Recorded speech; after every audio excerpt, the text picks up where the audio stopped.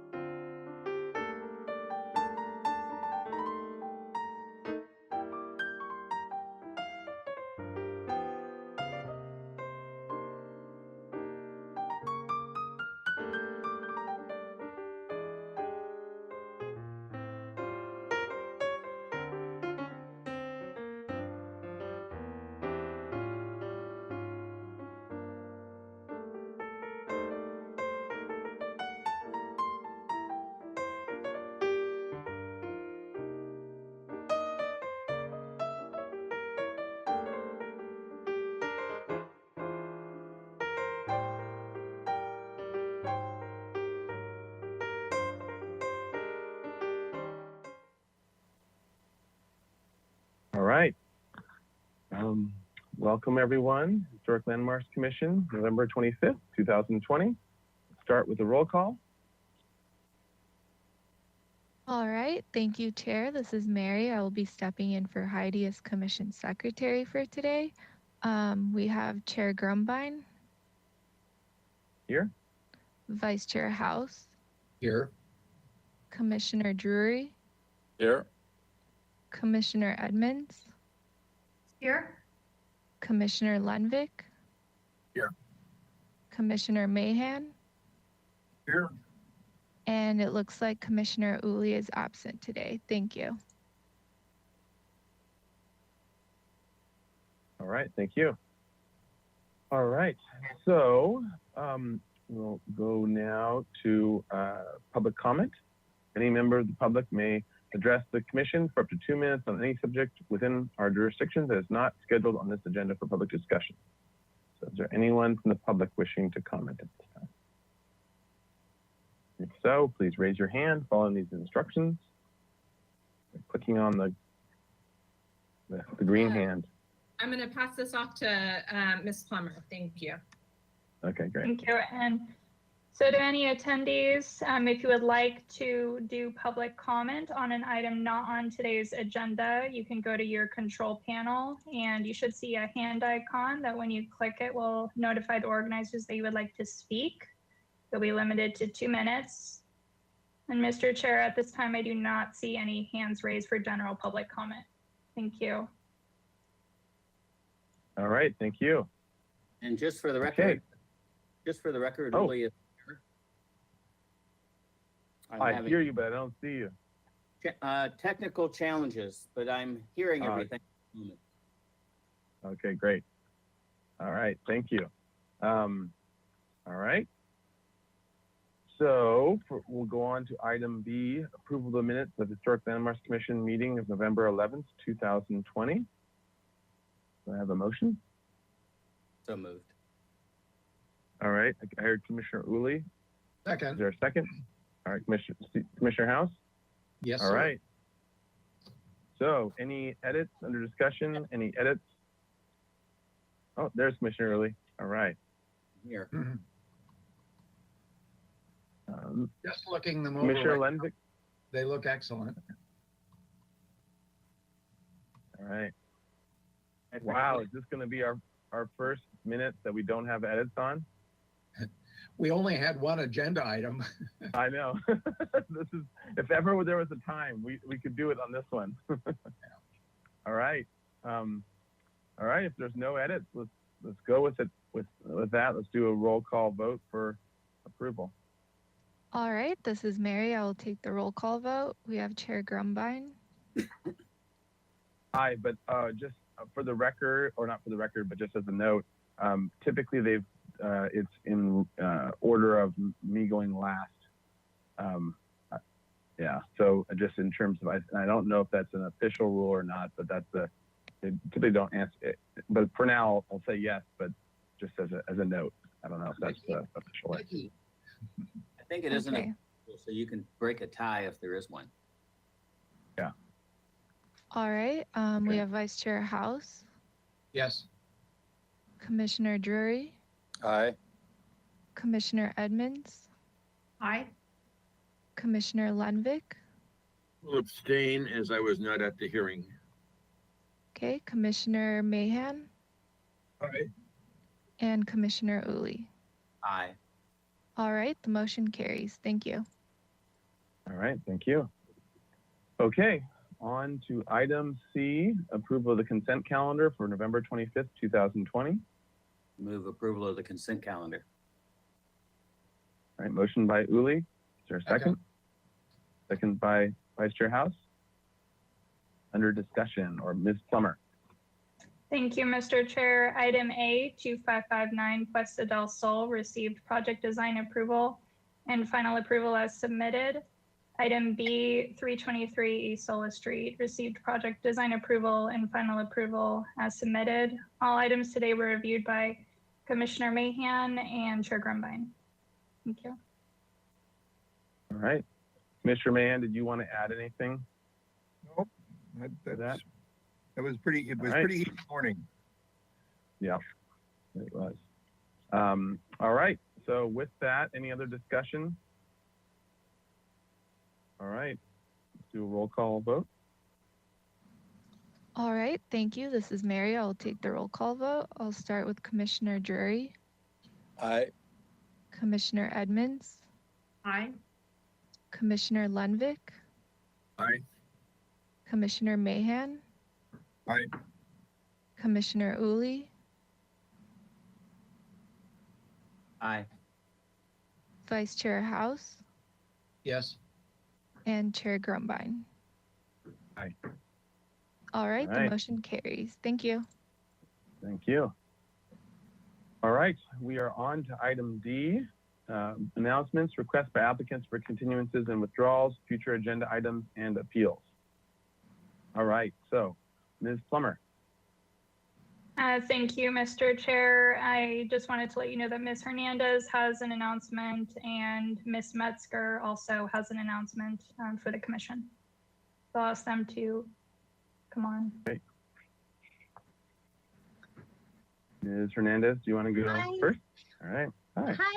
Hi, nice to see you all, commissioners. I just wanted to announce that we will be at the December 3rd Planning Commission hearing with the historic resource amendments that you reviewed at your last meeting. The draft that I just posted the other day to the HRO amendments website has all the changes and recommendations that we discussed, and a memo and all the exhibits. So take a look, and you know that you can always submit concerns to the Planning Commission at their hearing, to me, or as you know, we will also be going to the Ordinance Committee and City Council. So there's plenty more time to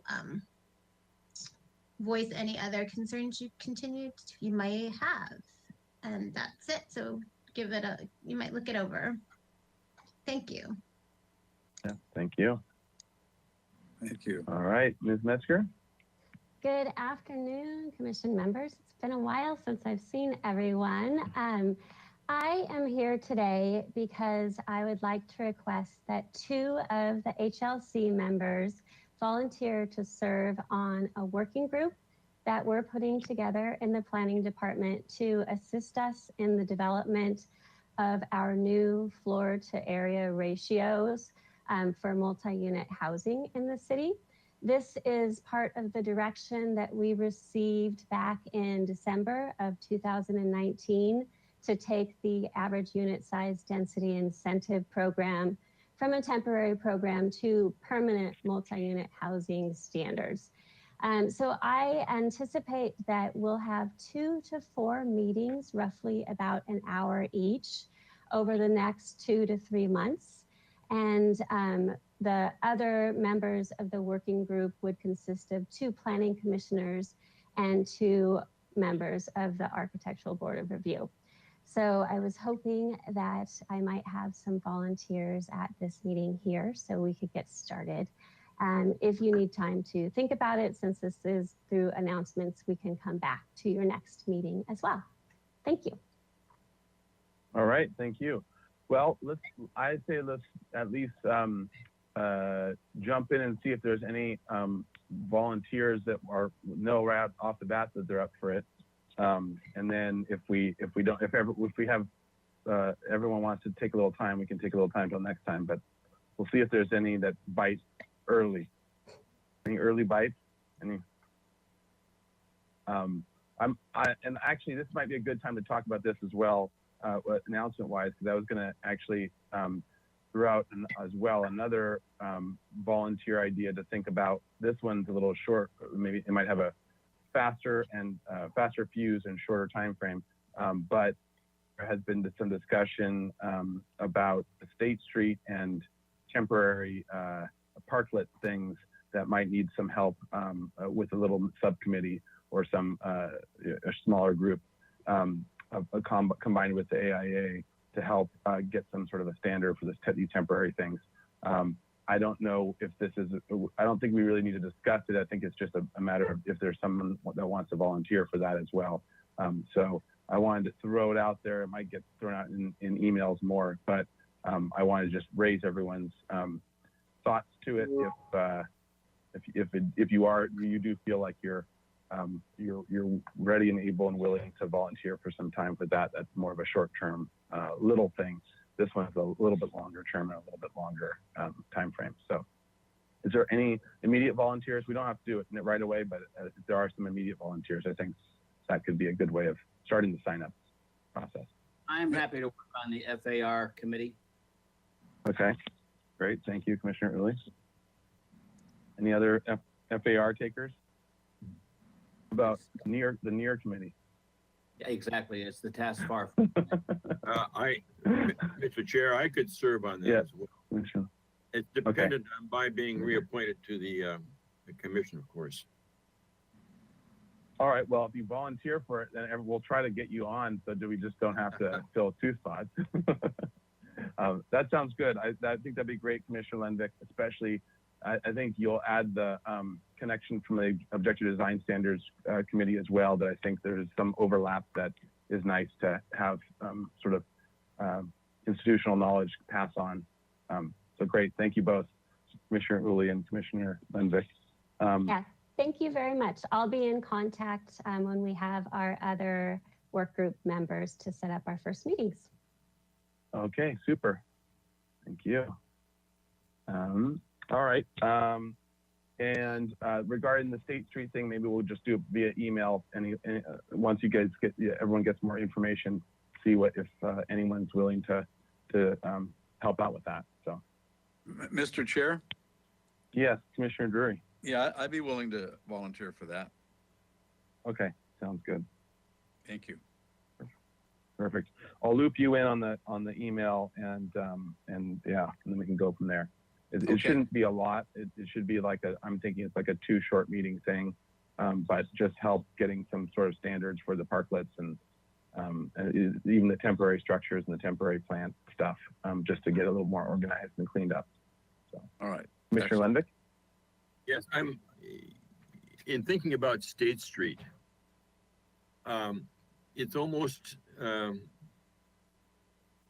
worthwhile to consider some objective design standards for State Street. I mean, we have right now people just going willy-nilly out there building. I agree. There's some code issues that they're adhering to, but from the standpoint of aesthetic issues, there's very little. And I mean, you got lighting, you got canopies, you got heaters, you know, and we don't want to get involved in every one of those. You know, maybe objective design standards could be arrived at that would assist them as well. And okay, so Mr. Lenvik, I like what you're going with it, and that was the general idea for this little subcommittee group would be to kind of work out some prototypes or some standards of some sort that would be good temporarily. It might be good to also have it agendized if there can be a broader discussion with HLC about what some of those things might be, and then it could be in conjunction with the this little subcommittee that can kind of give some prototype sketch form or whatever, some visuals for it, so that people can understand how that would all go together, and then the HLC give some guidance on just calling out certain call outs or things like that for these temporary measures. So maybe in 2 weeks we can have a little discussion about that and give some additional guidance for things that we like, lighting wise, things that we like, a lot of the things that you mentioned with this little subcommittee, giving some visuals to that. So okay, great. So let's agendize that. I'll send that around email wise, any of those, as long as we stay within below a quorum or whatever our number regulating is. I think 3 will probably be the max for that to be part of that subcommittee group would be great. Okay. Other announcements or other items that someone wants to discuss? All right. In that case, we'll go on to subcommittee reports. Mr. Chair. Yes, Vice Chair House.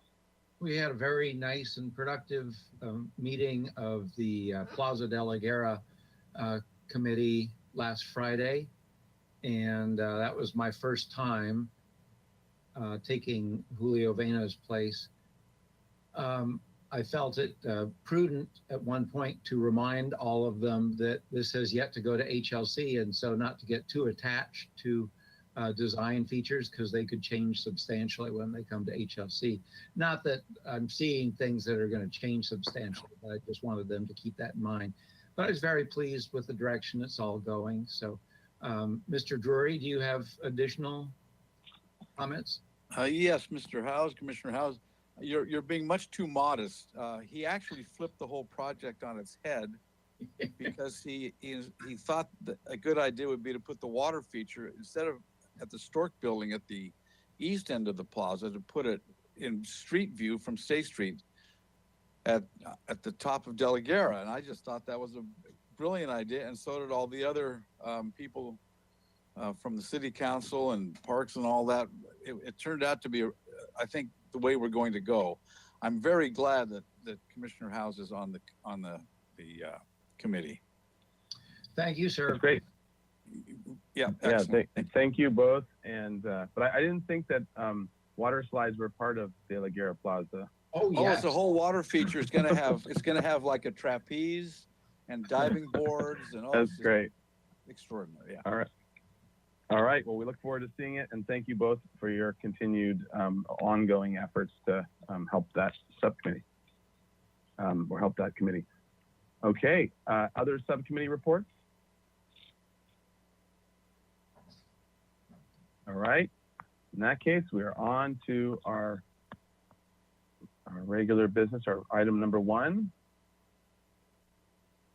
which is 701 Chapala Street. This is a new item for concept review. This is a proposal for tenant improvements to an existing commercial building located in the EPV.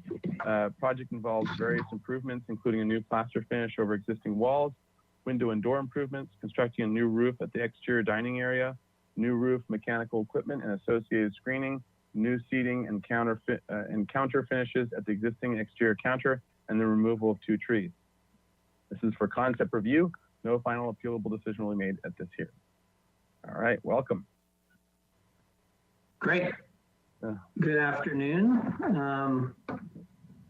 So this project is actually, it was briefly before this board conceptually when the other buildings on this parcel were developed. So Kanaloa originally, when those designs went through this commission, some very loose sketches were presented to the board. Just, hey, in the future, we're thinking of cleaning up the corner building. And basically the idea behind it is just to keep it true to its era and its bones. And at that time, that seemed to make sense to this commission. So now maybe 2 years later, we're just moving the ball forward and sticking to that game plan. So if you will, we can just zoom into project scope and I'll just recap kind of the key elements and then we'll take you through them. So it's really exterior improvements, interior TIs will come later, but for now we just like to clean it up. So new plaster finish over the exterior will enlarge and finesse some of the windows, which we'll take you through. We'll introduce one newer one and then eliminate a door and window. The roof we are going to be modifying. We'll be creating a new kick the eave up in the back and then expand it towards the outdoor dining just a tiny bit. And then proposing mechanical screening on top of the roof and then a new counter on the exterior to replace what's there. If you pan left just a little bit, the last thing I'll say is just the area. So the existing building is, I'm trying to remember, 960 something square feet net area, and we're not proposing to change that at all. So with that, we'll jump in. The next page is a few different photos. So at the top, I don't know if we want to start in the upper right corner. So we're starting with context. So this is across the street on the corner, Paseo Nuevo Mall. We can just kind of move through these. I think we're all pretty familiar with the area. You can keep panning left at a clip. Then we look, here we are behind the corner, our project in the foreground, Paseo in the background. We'll keep going. Same photo, a little farther away. Let's keep moving. A little farther down the street for more context is the first residential apartment building behind us, screened by that hedge. Okay, let's scroll left or down. Corner shot of our existing building. There's that hedge behind, screening that two-story. Kitty corner to us is the old Volkswagen dealership. Let's keep going. And then the other corner is a couple one-story commercial buildings. I think that we're all familiar with. And then here's just a little bit more perspective of our corner and the Kanaloa beyond, and then the apartments behind. So, and then we got just a few more close-ups of existing conditions. So this is the back corner of our project. So the site was actually developed with the previous development. So everything currently complies. So we're not going to be changing path of travel, parking, most of the site walls, but so we will be addressing, you can see all that good rooftop equipment. There's some height considerations in the back. So we'll be reworking this back area most significantly. Let's keep moving. This is looking down Chapala. This existing site walls along the right of way will be maintaining the screen, the parking. So that doesn't change. Let's keep moving. Here's a look from across the street, grabbing from Kanaloa all the way over, just for context. So again, those site walls in sight are good. Another one. Okay, and then I think that was it on that row. If we zoom out and just kind of show the bottom two rows generally, so you can kind of do that. We thought were just fun. So what we did was went back. So the original project, which we have drawings for in this set, what we can share, was built in 1953 to be a 19-cent hamburger. So we actually just did some digging around of that era, this type of building, those actual 19-cent hamburger shops, and just, you know, wanted to get some inspiration and see what else was out there. I mean, these were probably pushing the limits more, but we actually thought it was pretty great. That top left inspirational diner shot was very, very similar to our little building. So this is just for reference and fun. Let's go to the next page. The other thing we found in a little bit of research was this was developed in 1953 by Mr. and Mrs. Bosecki. I think I'm saying that right. Who actually was awarded Citizen of the Year in 1977. And as a gift, he actually presented, I don't know if he designed, but also presented all the flags that are currently at the harbor. So we kind of just found that as a neat connection from the developer of this to the city of Santa Barbara. Well, maybe you guys knew that. Okay, so on this sheet is just existing and proposed site plan. As you can see in the red dash is just our proposed area of work. Again, not changing very much. The slight footprint change, if you zoom into the proposed, actually, so let's start there. So zoom into the top one a little bit more. So as you can see, the outdoor area, we're not touching, the walls we're not touching. So starting at the bottom of this, you can see the window on the right will actually be increasing slightly. Then the bar along with the frontage will be replaced. We're showing it as demoed, but we'll be maintaining that window system on above it. And then this top left corner is probably the biggest footprint change. So you can see the brick architectural signage feature we'll be maintaining. We're showing it as demoed because we'll be refinishing it. But then behind it, we're actually reducing that corner. We're going to be pushing it away from the sidewalk a little bit and providing a little more landscape. And then, of course, along the back perimeter, that is just a bunch of weird pieces slapped together over time. So we found it best just to rebuild the entire piece. So that's existing. Let's scroll down to proposed. Just showing, so in particular, that top left corner, there's still that architectural element pushing out. Otherwise, we pushed the perimeter wall in about 2 feet, and then we enclose it.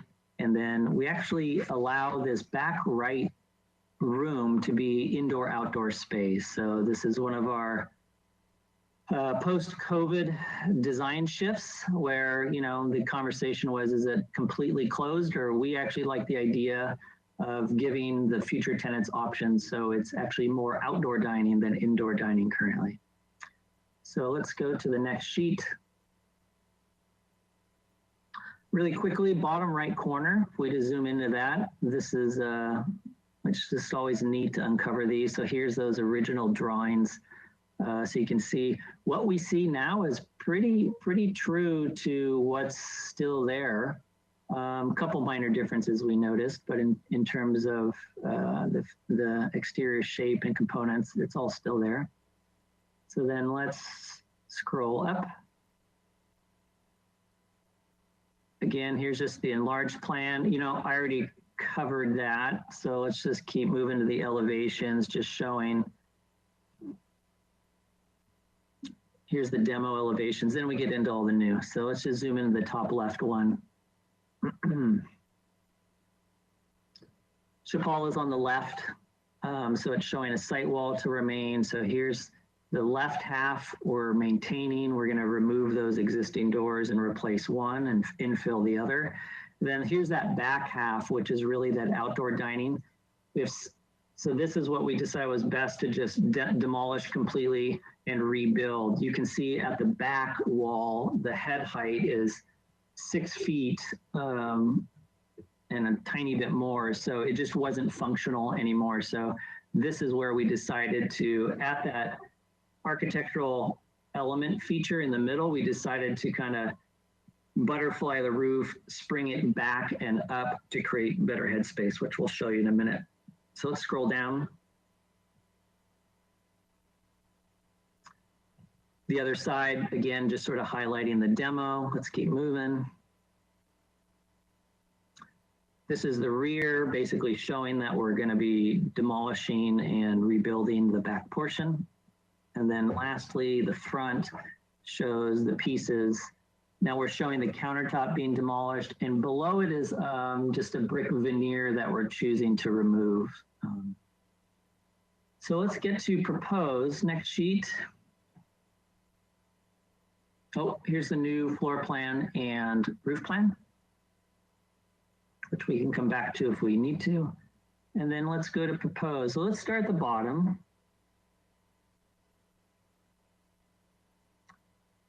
So what we're doing is we're not trying to restore exactly what's there. We very much like to bring it into this century while maintaining kind of its character, its intent, but introduce a few new materials that, you know, holds true to the era, but are also, you know, a touch relevant or contemporary. So what we're looking at is overall the existing storefront, and then you see one more window being enlarged on the right. We'd be replacing that standout bar. We haven't detailed this yet, but we'd like something of that era, perhaps stainless steel. We're going to study that.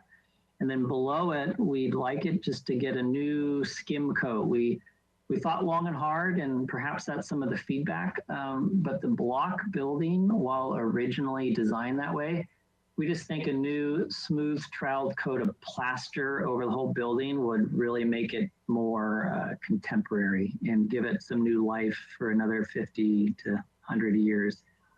The roof, we're maintaining the front roof structure. We'll be re-roofing it, introducing new fascia, and then actually introducing like T&G cladding underneath. The reason we're doing that is you actually, a lot of buildings of this era, you really sense that ceiling plane is the same outside as it is inside. Now, we aren't lucky enough to have like the glass go all the way up to that place, but we still, like when you're there, you do sense that. So we have to finish the inside to meet kitchen requirements. So what we're proposing is a new T&G, again, the spec to be determined, but to enclose this whole thing, tidy it up, insulate it, and so the building will perform a bit better as well. You'll notice above the headers of the windows, we are introducing like a metal louvered panel. Again, we're picturing something that could be of that era and or of a modern era. And we'll be picking it up in the rooftop equipment screening as well, but just emphasizing that header line. So, you know, we can't get the glass all the way up to the ceiling. So this was a way to maybe make a more streamlined effect with that. So that's this. And what's our other elevation on this sheet? So, and then here's a typical, so this is the north elevation. So what you're looking at is the parking lot side. Yes, that's right. Sorry, the south elevation. So what we see is the parking lot side, the eave, the same louvered rooftop screening, protecting some of that equipment. The other piece we're proposing is the tall architectural element fin. We actually have expanded, so we've grown it. We've brought it to the left, maybe about 8 feet. So we made it a little bit longer, which we'll show you in the renderings, just we think has better balance to it. You do notice that the architectural element of the star, this isn't part of the proposal necessarily. as the original did, indicated this as like a sign marquee. So we just wanted to show something. So we're not asking for that specifically to be approved. That could be part of a potential future tenant improvement, but we believe that's where signage should go. And then we're expanding. Here's where we're seeing, actually, yeah, let's just dig in. So that's fine. So now let's just take a look. This is going to be most helpful. So top left, just zoom in. We have a handful of views.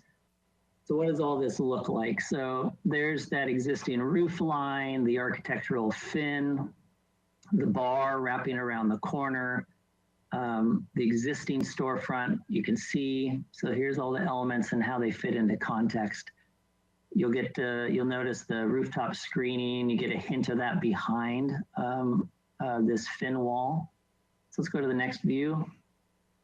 And you are, I actually didn't mention this, but you are out of time, but I'm sure you can wrap it up in the next minute or two. Yeah, we will. There's only, yeah, sorry, Mr. Chair. Here's just another view of it. So all the same materials. Again, just in general, we're picturing fairly neutral materials and that it matches and is cohesive with the rest of the site. So we're picking sort of a warm white. We like the metal louver. We think the eave, the TNG, will be a warm wood color, maybe a little dark. Fascias go like a dark bronze or black.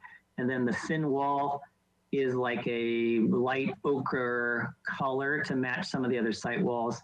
So here's a view. The other thing this view shows is the slightly expanded butterfly roof over the circulation on that side of the building. So let's go to the next page. I think we only have one page left, just with a few more views and elevations. So let's just zoom top left and just scroll through all four. Here's a view from that side, parking lot side for context, and then we can come back to any of these. Scroll down. In greater context. And the last one, kind of the corner shot. I think that's it. Is there one more sheet? Just more views. We can land on this page. So that's our presentation. We're here for concept. Now it's pretty straightforward. What we'd love is just good feedback, good support, and good direction, so we could come back with material specs, material board, and any other detailing that you guys would seem important to make that decision. Thank you. All right, thank you. Okay, so let's go to public comment now. Any member of the public wishing to comment on this item, please follow the instructions here and raise your hand virtually. Thank you, Mr. Chair. So to any attendees that are currently watching, if you'd like to speak on this item, I'll ask that you go to your control panel and you should see a hand icon that when raised will let the organizers know you would like to speak. I do see one hand raised from Mr. Ozilmas, so I will go ahead and unmute you. You'll be limited to 2 minutes. And it looks like, okay, you should be able to speak. Your audio's on. Perfect. Can you hear me? Everyone hear me? Yes. Perfect. Thank you, Ms. Plummer. So I think this is nice. It's very obvious the architect is trying to modernize what is sort of a out-of-date building, and they're doing a good job of replicating the time period in which it was built. I do think that it is a little white, very white. I think the water line that's there currently, that's currently green, serves the building really well, in that it's sort of plain other than that brick signpost and the roof. So if the architect could consider maybe some sort of like Jetson geometric pattern that kind of goes with the 1950s theme and use that as a water line, I think that would really help the design in an EPV palette, obviously, and would make it more compatible with Santa Barbara. I also feel like the uncovered dining is really exposed to the sun, and that parking lot is really, really sort of accosted by the sun. And having a shade tree planted there that will eventually grow to cover a part of the outdoor dining and the parking lot would be greatly appreciated as someone who dines there. Other than that, I really hope that sign gets approved. I think it's a really neat addition to the building, and I'll keep my eyes peeled for when this is on the sign or committee docket. And that's it. Great, thank you. All right. And Ms. Plummer? let's see. So at this time, I do not see any other hands raised. Again, to any attendees, if you'd like to speak on this item, you can go to your control panel and click the hand icon. That'll let the organizers know you would like to speak. And I do not see any additional hands raised. I'll just ask Mary, did we receive any written correspondence on this item? Thank you, Pilar. Yes, public comment was received and it was distributed to the commission in advance of this meeting. Okay. Great. Thank you. All right. So with that, we will close public comment and back to the commission for questions. Commissioners, questions. Mr. Chair? Oh, sorry. Commissioner Drury. Well, I'll cede my time to Commissioner Edmonds. Thank you. All right, Commissioner. A question. So the entire corner, Kanaloa, this Romantic User, I think it's currently called, and then there's a coffee shop in the back, and I think was there, an art studio or, but the entire property. So the rest of the property, the L behind this building is, in a traditional Santa Barbara style with the tile roof. And since it's all owned by the same owner, was it considered to bring this in line with the other properties, or excuse me, the other buildings on the same property, or was that not a consideration? Right. The applicant? Yeah, we certainly had that discussion with the ownership group. They asked for some amount of consistency, but definitely appreciate the uniqueness of the building. They didn't want to try to make this a Spanish building. I think we can all recognize that's not the appropriate task. In fact, the first piece is getting rid of the clay tiles that surround the eaves. So I think just what this building is too far to be a Spanish building. So where we'd like some cohesiveness would be from palette. So that's why we're choosing the paint palette, is really attempting to tie into, the other buildings are white. So do we pick the same white? And then the ochre of our wing or our thin wall would mimic the colors of some of this existing site wall. So we were attempting to create some relationship through color palette, but that's about it. We just thought the two building types were too far different to try to tie together. And honestly, the ownership team loves this little building. It thinks it's very unique for town, could never do this again. So there's just some value to that. Thank you. Okay, Commissioner Drury. Yes, so leave that, Mr. Bolton, if you leave that elevation and that rendering on screen. So I guess I wasn't following. I'm on my phone, so it's rather small. That upright plane, that pale yellow, is that hiding mechanical? Yes, I mean it's partly there. So that's the existing feature wall that's there. Now it is there. We're expanding it towards the middle of the building a little bit more to do exactly that, to help screen some of the equipment up there. But you're not making it any higher. Well, it's a good question. I can't remember. We studied that. Justin, are you online right now? My colleague has joined us. Yes. Is it the same height, or did we increase the height? We increased the height to just. By how much? You would have to go to the elevation, I believe, a couple feet. It improved the proportions because it's expanding it. So let's go to, you'll probably have to go to, let's look at this height. So 1510. Now let's go to an existing. Is there an existing elevation? Here we are. Oh, we don't call it the height. Well, no, yeah, we do. Go down to the existing drawings, it calls it out on the existing drawings. Right. It's rather hard to see. Yeah, there it is. Zoom at the bottom right, the original drawing. Is calling out, is that about 10 feet? So it looks like yes. So, to the eave though. Oh, to the eave. It's like 12.6, I believe. Yeah, so it sounds like we have increased it by about a foot or so. And then And that's just, mounted by a star? Is there a decorative star mounted on top of that?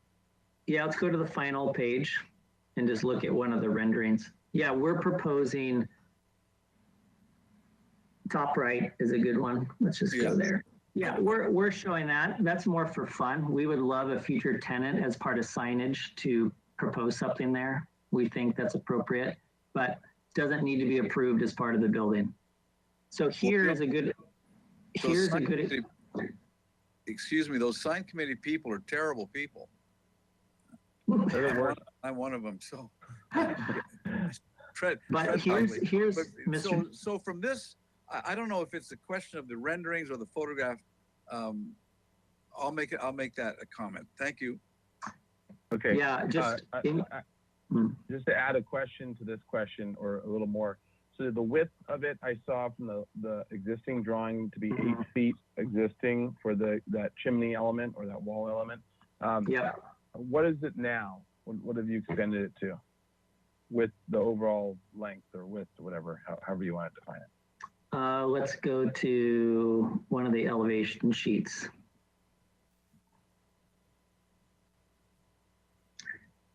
Let's see, Justin, do we have a dimension on that anywhere?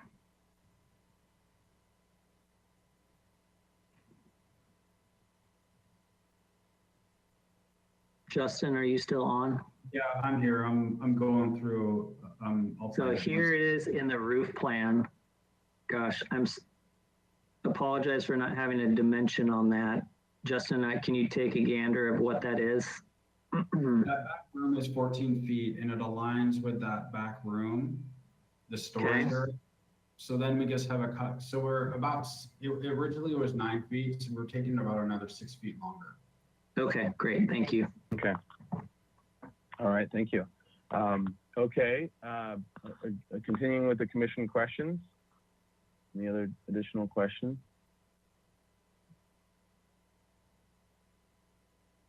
Okay. All right. If there aren't any other questions, we'll go into comment now. So the presentation. So who wants to kick off comments? Mr. Chair. Commissioner Drury. Yeah, I'll start. I think that the take on remodernizing or further modernizing a modern building is a really good one.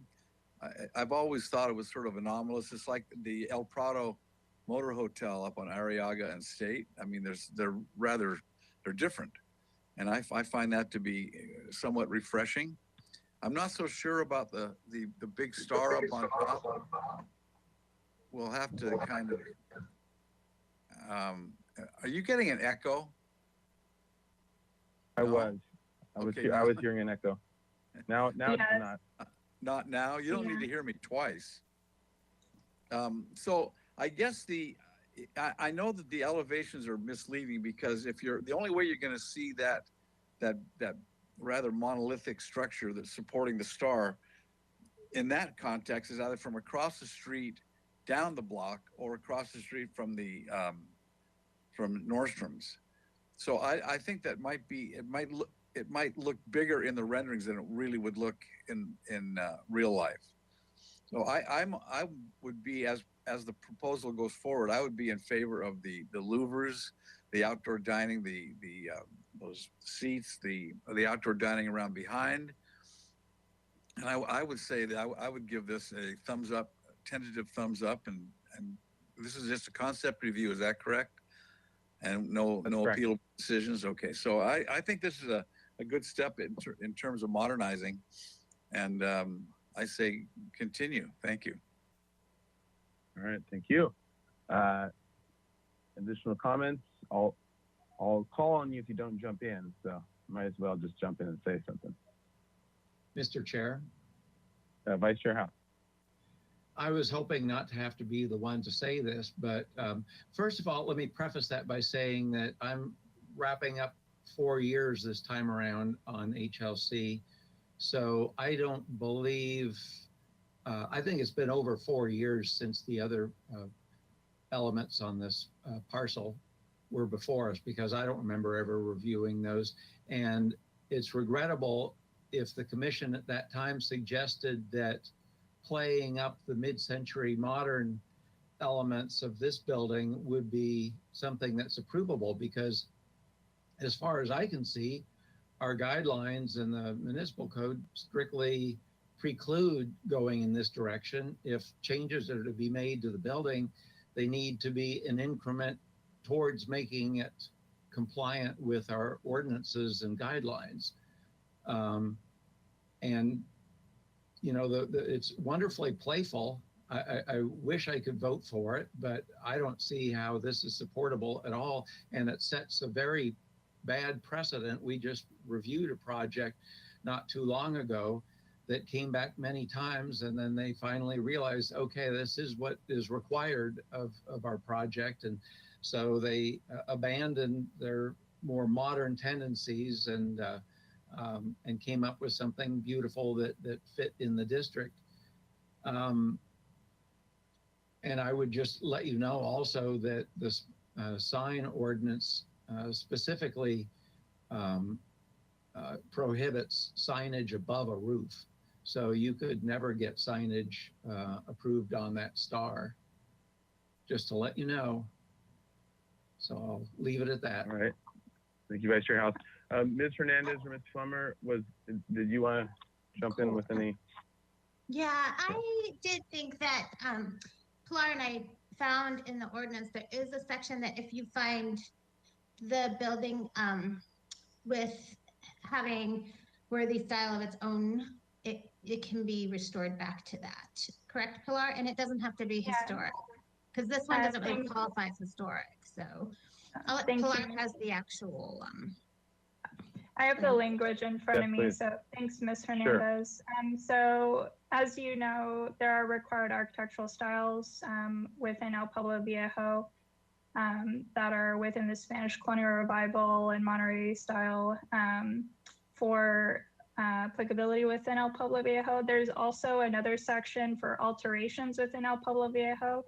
So alterations to existing structures within EPB district may also be permitted by the commission if the commission determines that the owner of the existing structure is proposing alterations or additions to the structure that match the original architectural style, and such alterations or additions do not significantly alter the structure. And the commission determines that the alteration or addition would be more compatible with the existing structure by matching and maintaining the architectural style. So that's a little bit different. You know, it's up to the commission essentially to determine if that's an appropriate method, but that does allow for some flexibility other than just Spanish colonial revival. Okay, thank you. All right, Commissioner Lendick. Thank you. If we can go to the last image, lower right-hand image on the last page, I'd appreciate it, please. And then apologies, Mr. Chair. Mr. Mills, I'm gonna go ahead and ask you to turn off your webcam at this moment. During commission comments, we typically have the applicant. I'm just listening. Thank you. I also share Mr. House's concerns. The roof, the existing roof is being expanded, that fronts on Chapala Street.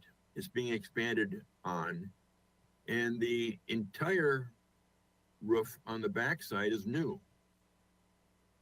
And there is no, there's been no attempt made to try to fit this structure into the required standards or design requirements for the EPV. And so the back half of the building is in essence being redone, completely redone with a new roof. And I think that the attempt should be to get a Mediterranean design, a Spanish colonial design, something that will work in with the existing building and the existing roof that would remain on the front. But I don't see enough justification in what's being proposed here to warrant matching the existing architecture all the way around on the new portions at the rear. I could not support this expansion of the roof and expansion of the rear that is not in some way in keeping with the EPV standards. All right, thank you, Commissioner Lendick. Chair, next. Yeah, Commissioner Uli. Thank you. I share some of those comments by Commissioner House and Lendick. I really do, as many of us really do appreciate mid-century modern. It has a place, and unfortunately in Santa Barbara is not the place. Palm Springs, perfect. For me, the difference is a lipstick project or a façadomy. And in this case, there are just too many changes. We're losing the brick element. We're losing kind of the rough exterior element. The entire back of the building is being completely redone. And so for me, when our staff write out those requirements about substantially the same, I don't see this as substantially the same. There are no metal fins on it. There's no grill. There's no smooth plaster finish. If that building looked like this now, and it just needed a little freshening up, then I'd say, okay, that's not a huge stretch. But this is too much of a stretch, I believe. I can't support this. All right, thank you. Commissioner Edmonds. Thank you. Well, I too agree with Commissioner Howes, Lendick, and Commissioners Howes, Lendick, and Uli.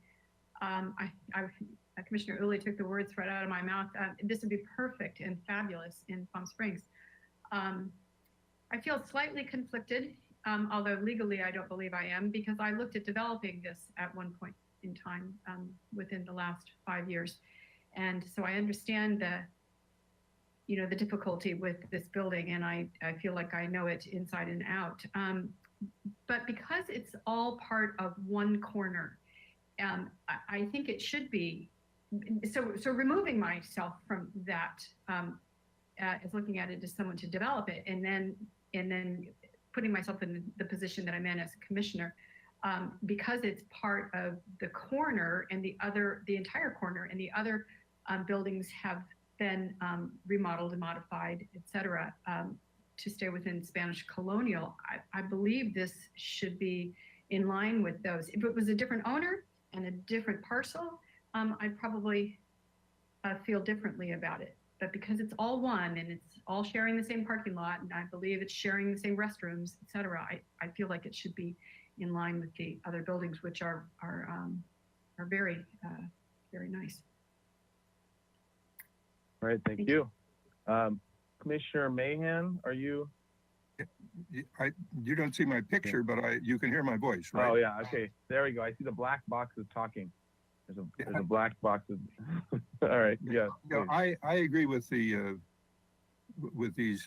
former comments that have been made, with the exception of my friend, Mr. Drury.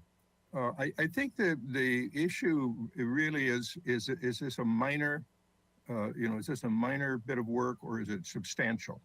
And I have to believe that it's substantial.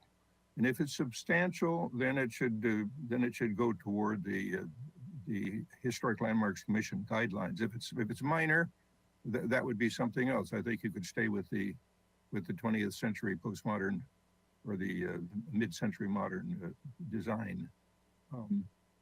Yeah, I mean, I think it's a very clever design, and is as somebody else said, it would be very nice in Palm Springs, but I don't think it works here. And also there's an issue of compatibility on the site. I know that the Single Family Design Board, when somebody proposes a new building on a particular site where there's an existing building, they require that the new building be compatible with the existing building. So I think that because the rest of the remodeling has all gone to Spanish colonial revival, pursuant to our guidelines, I think that a major remodeling of this corner building should also conform to our guidelines. But if it's just a minor change, then I think we could accept the keeping the modern touch. Thank you. Mr. Chair? Great, thank you. Commissioner Drury. Well, I've been severely chastened by the encyclopedic comments of Commissioner Howes, but I'm not browbeaten, and I have to change my I would have to change my opinion as well. Yeah, especially the picture that's on screen right now, with that extended wing out back. That represents, I think it's fair to say, a fairly substantial expansion and a substantial change. I don't think it should be in line with the existing architecture on the Kanaloa side where Imperial Muffley used to be. They did a really good job of that. But I think that the exterior changes along Chapala are certainly supportable. But I think that the rest of the commissioners have almost silenced me. So I will agree with them. Thank you. We could just say they made a believer out of you. They made a believer out of me. Yes, indeed. Much more gentle. Thank you. Yeah. Let's see. And are we missing? Oh, Commissioner Lenvick. Go ahead. Yeah, I just want to make a comment. I believe that mid-century modern can fit very well into Santa Barbara. Simply not an EPV, and it's got to be compatible with its neighborhood. So you find the right commercial district in Santa Barbara, not EPV, not next to a historic structure, so on and so forth. I think mid-century modern, can have its place, but EPV is probably not it. All right. And for my own comments, I agree with most of what the other commissioners have said. And I do think that this is sort of is dialing it basically into the even more contemporary, even current contemporary in terms of some of its language, and away from the existing building. It has like a sort of a coming just out of the traditional 40s simple, and it's not Spanish, but it's a simple traditional 40s and into this just beginning to be 50s, and so it still has sort of a little bit left behind in that traditional architecture, and just a little tiny touch, and then now with the butterfly roof and kicks and taking it fully into sort of late 50s diner, and even stronger in that way, is sort of going that wrong direction in terms of even just working with what's existing there. So I have a difficult time finding it to be going the right stylistic language direction. So to summarize, I think that the commission fairly unanimously is finding it not to be compatible with EPV, and also to be an extensive remodel that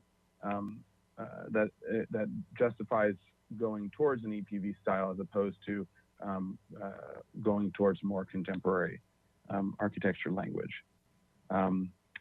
And I think the applicant, I want to make sure that we have clarification if there is any more needed.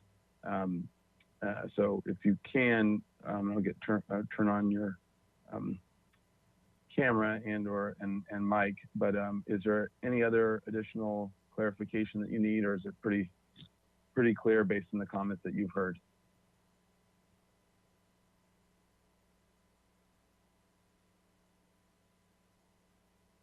Oh, you're muted. Sorry, we couldn't hear you. There we go. Okay. I was gonna say yes, loud and clear, so there's no question there.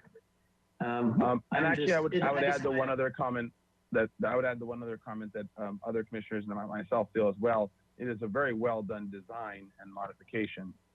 Right. It's just the stylistic side of things. Yeah. So, Yeah. it's No. Yeah. I appreciate that. No, my only other comment was, it's unfortunate we got this far. Our experiences just between the first check-in, it seemed positive, and then just other experiences like redeveloping the Hendry's building, we had the same experience, and it was absolutely the right direction to go. So that's why I just want to defend why we're so far off. So our intent was just to capture this building and do it well. Maybe the changes are too much, so that's what I'm hearing. So what I would expect is we'll probably peel back. So I think I don't think they intend to do a big project. So I'm assuming we would get support of just some light repairs and finishes is probably what you'll see next. And assuming that sounds like if it's not substantial, that would be acceptable. I think that would be the kind of the last thing I would like guidance on. I think that seemed to be at least the majority of the commission's feeling was that a cleanup is one thing, but this level, this amount of change warrants it either going towards the Spanish colonial or at least staying very close within its bounds. So. Okay, understood. Okay. That's helpful. Great. Thank you. All right. Thank you guys. Thank you all. All right. Bye. Thank Okay. So we are. So with those comments, do we want to make a motion, or is there, I'll make a motion Plummer? for an indefinite continuance.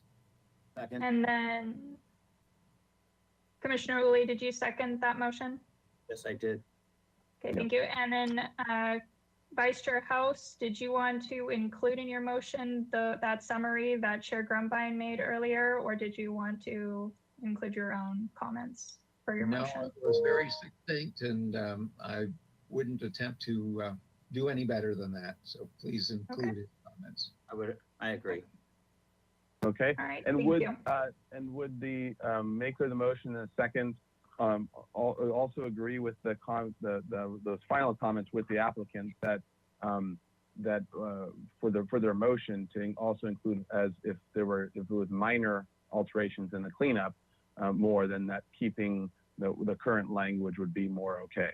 Is that Yes. that additional? Yes. Okay. And the seconder is that. Mr. Chair, that comment could be subjectively viewed differently by the applicant than by us. And Okay, how about I a mean, mic? what is significant and what is insignificant? You know, what is minor, what is more? I would stay away from that. I think the only defense we have, Mr. Chair, is whether or not substantial is defined in the code. And if it is, then that's the definition that we use. And so it's not as subjective as Commissioner Limvick might suggest. But if there is no definition, then each of us will have our own idea of what substantial is. And then Mr. Limvick's concern is valid and important. So maybe we stay away from it. Up to you. I want to just wanted to bring it up as a potential. I mean, in the end, it's going to come back to us and what we decide. So we're obviously trying to give the applicant enough as good a feedback as we can to help them along. So it's up to you all whether you feel comfortable with that or not. I would suggest. I still have no problem with that comment because I think it's the nature of design review that they're subjective decisions and we'll have different viewpoints. But I think the applicant heard loud and clear that this was taking it too far in modifying this existing structure, and that if it were mostly just repair and, keeping pretty close to what the existing structure looks like, that would be acceptable. So I don't have a problem with it. If the seconder does have a problem with that statement, I'm fine not including that as well, but. I'm okay with it. Okay. I'm okay with it. That's basically what the code tells them. minor fixes, minor alterations, minor work to a building that exists can be found to be consistent with the guidelines. Buildings that do not meet that standard are not consistent and need to move toward the standard.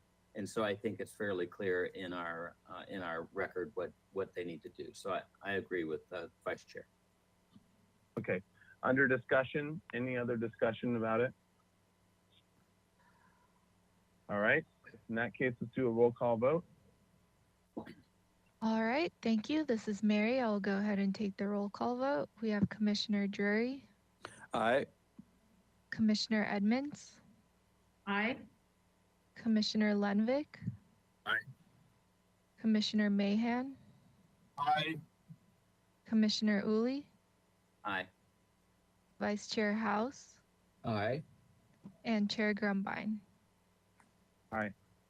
All right, the motion carries. Thank you. All right, thank you. Okay. Let's see. So we are on for item 2. Let's see. I just want to check agenda-wise. We've got item 2 and 3. All right, let's dive in here.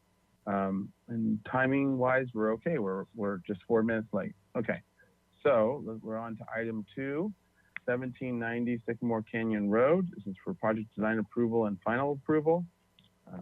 This is revised project description. The site contains a designated city landmark, Jack's Trough Courtney Fountain, constructed in 1926 by Luda Riggs. The lot is otherwise vacant as the original non-historic residence was demolished. Proposal for a new 2,460 square foot 2-story residence and detached 2-story accessory building comprised of a 665 square foot garage and a 525 square foot accessory dwelling unit above. The project includes a new entry gates and restoration of the historic fountain. The new entry gates require a waiver by the Public Works Director to be located closer than 20 feet to the property line. The proposed total of 3,650 square feet on a 34,000 square foot lot is 75% the maximum guideline for floor to lot area ratio. And this is for project design approval and final approval are requested. Project design has been revised from the original design, granted project design approval on October 16, 2019. Neighborhood preservation ordinance and landmark findings are required. All right, Ms. Plummer. Thank you, Mr. Chair. Before the applicant gives his presentation, I just wanted to give a quick summary about why this project is coming back for a new project design approval and final approval. The applicant will go into a lot of the specific details about how it's changed, but essentially there were some elevation changes to the primary residence that was originally approved.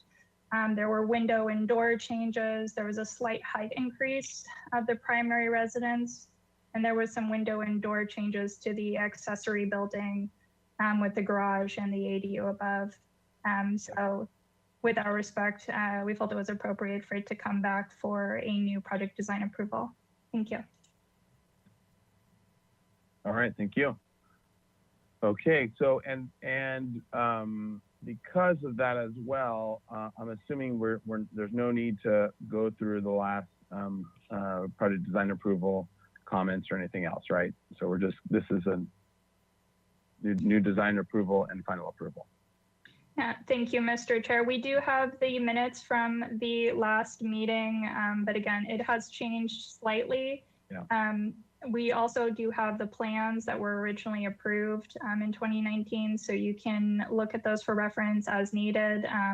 But you know, substantially the project is still the residence and the accessory building. There was just some changes to elevations and the height and windows and doors. And just for clarification, was it for final last time? Did it receive final approval, or was it for just project design approval? Project design approval and final approval. Okay, so that sounds good. Okay, so now really, as long as we know what has changed since we last gave final approval, we can give it project design approval and final approval as long as it makes those, as long as we're okay with those changes. Okay, got it. Okay, just want to make sure. I don't think it's at least important now to go over those. If we do have questions or what, we can go back to them. So, all right, well, welcome. please introduce yourself, and we have a 15-minute timer if it takes you that long, but also if you can really focus on the differences between what we saw before and gave final approval for and then what they are now. That would be much appreciated. Thank you. Good afternoon, Chair and fellow commissioners. I just want to bring you back to this project. And if you're having a sense of deja vu, you actually are. As Pilar mentioned, you have approved this project already with some minor modifications. During the presentation, I will focus on the comparisons between the old and the new as we move through that project. So next slide, please. Just to refresh, this is an aerial shot of the property. It is a vacant lot, and we are proposing a new main residence with detached garage with ADU above. And in particular, while it's in front of you, we are going to be looking at the historic landmark, which is the Luda Riggs Fountain. Next slide, please. Here are some street photographs showing the site from 192 Sycamore Canyon Road. This is looking south from the north end of the hill. The middle photograph shows the intersection of the 192 and at 144 at Stanwood Road, looking at the fountain. And the bottom photograph is showing to the south, the entrance of the driveway as you approach the project. Next slide, please. These are some photographs from the bottom of the driveway as you approach the site, and then photographs from the site itself, looking around the neighborhood. Next slide, please. Here's the original designed, previously approved project and the floor plans. Briefly, I could go through and just say some of the changes.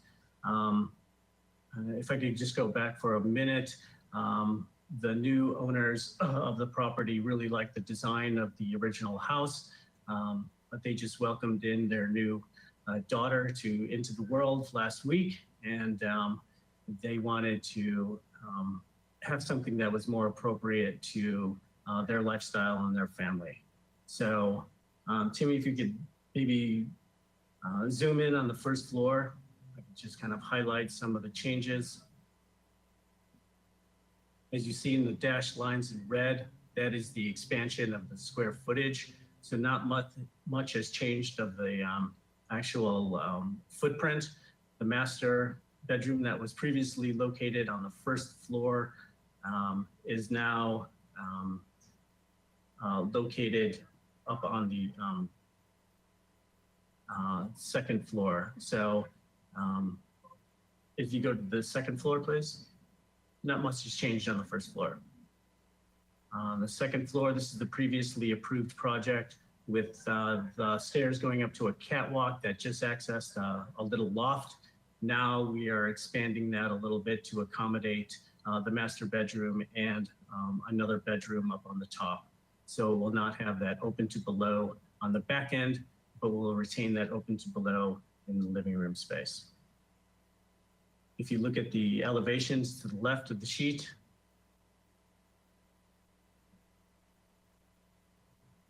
this is the main residence. If you look at the west elevation, main elevation from the front, you can see the proposed line in red of the expansion of the project, showing a new volume to the left that will accommodate the new expansion of the kitchen and the second floor bedroom. And the other height change will accommodate the master bedroom and a dormer and a balcony. The south elevation, we'll just have a slight bump out to accommodate a new entry, and the height will change.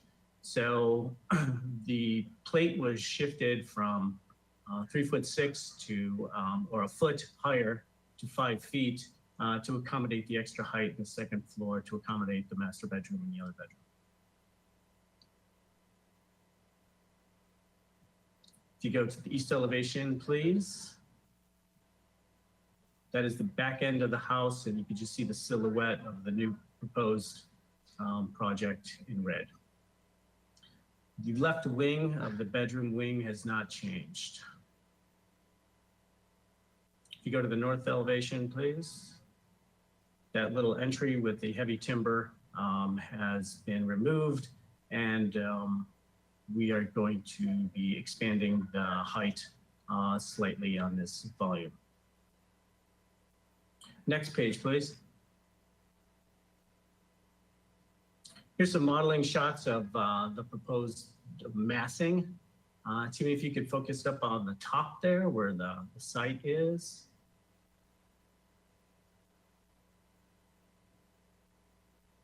So these are some modelings on a flat plane just to show some context, and it really doesn't show the overall topography of the way it's built into the form.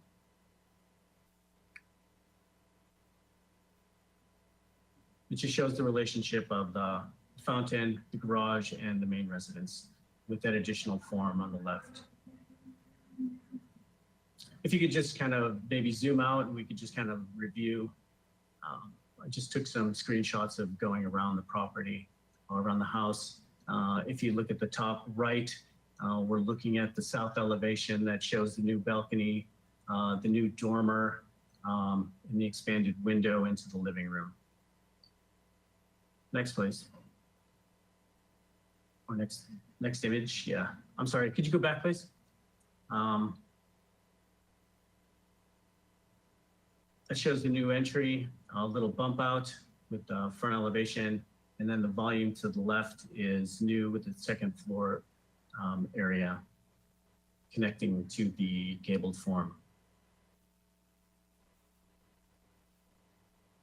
This is showing more of a front on west elevation, showing the new entry and the balcony. This is more of the south courtyard in between the spaces. Again, the volume to the right has not changed.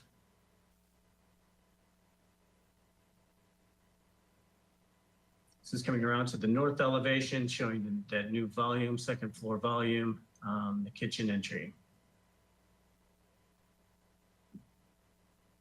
Shows the back of the house against the hillside with that other volume coming together and some of the window configurations there. Again, another shot of the back, focusing on the bedroom wing that hasn't changed.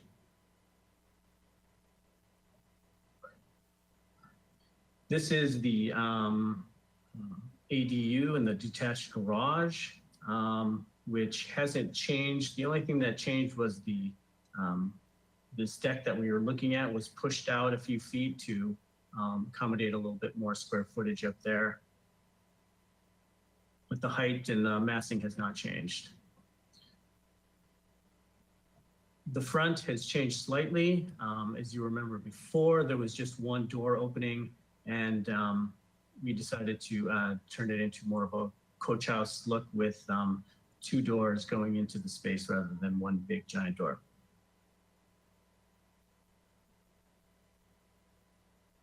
It's another view of that front.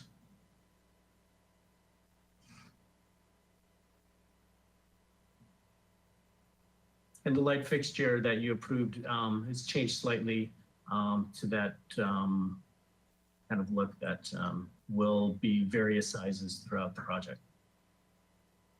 And I think there was a condition that we would have seated glass on that as well to eliminate any kind of light pollution. Next page, please. This is the landscaping plan that was approved. Nothing has changed from that.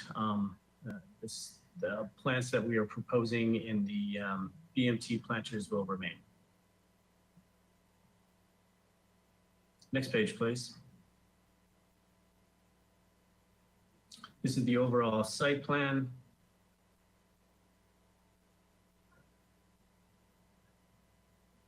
Again, the only thing that really has changed is the kitchen up on the northern end was pushed out a few feet to accommodate an expansion of the kitchen and the second floor bedroom.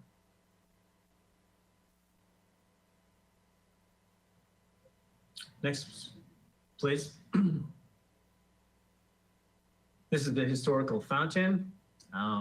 Again, we are just renovating the existing fountain per the historical guidelines and bringing that renovation up to its original form.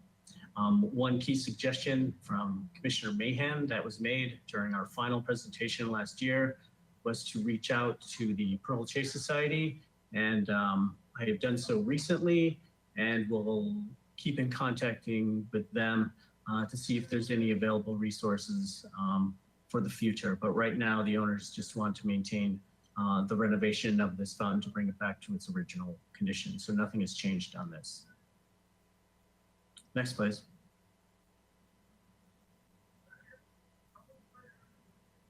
This is the first floor of the residence and the garage.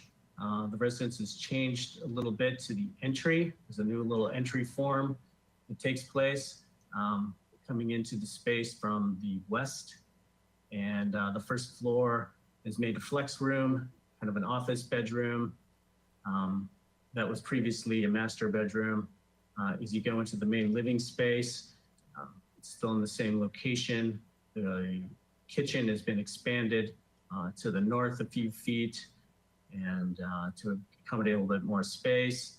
The other bedroom wing, again, really wasn't changed.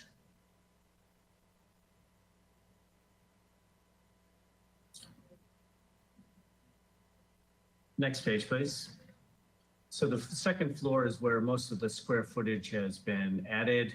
As you come up to the top of the stairs, instead of this catwalk overlooking both spaces, there now is a bedroom that has that new volume, and then the master bedroom upstairs with the balcony looking to the south.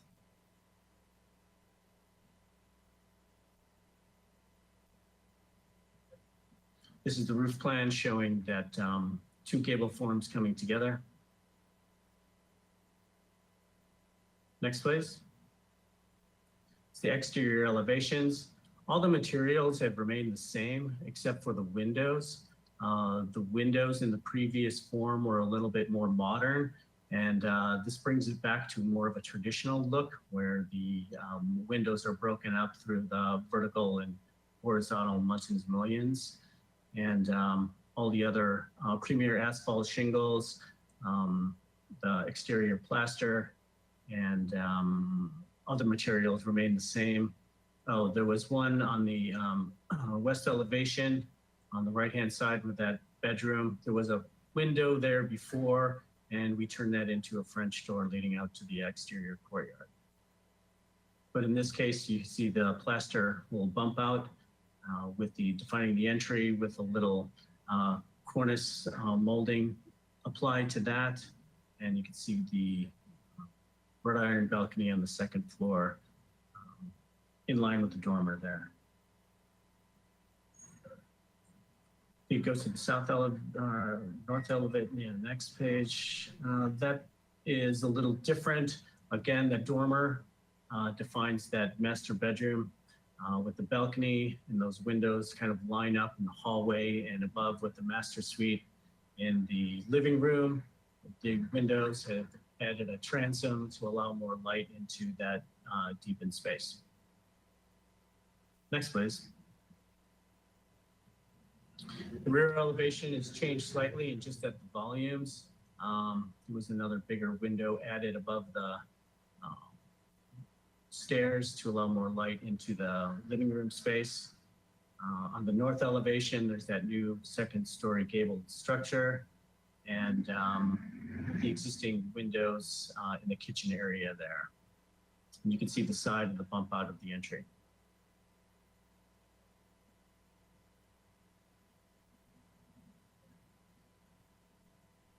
Next, please. This is the ADU. The only thing that has changed on that is the west elevation, drawing number 2, where there is now 2 coach house style doors instead of 1. And the windows have changed. A few of the windows and doors have changed to allow for more of a breakdown of the window and door. Next, please. There's just some sections through there showing the increased plate height to get a little bit more volume. And the height is increased by about, I think, 16 inches.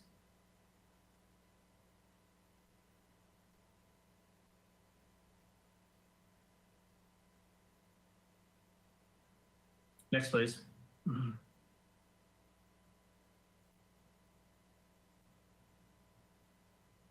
Next.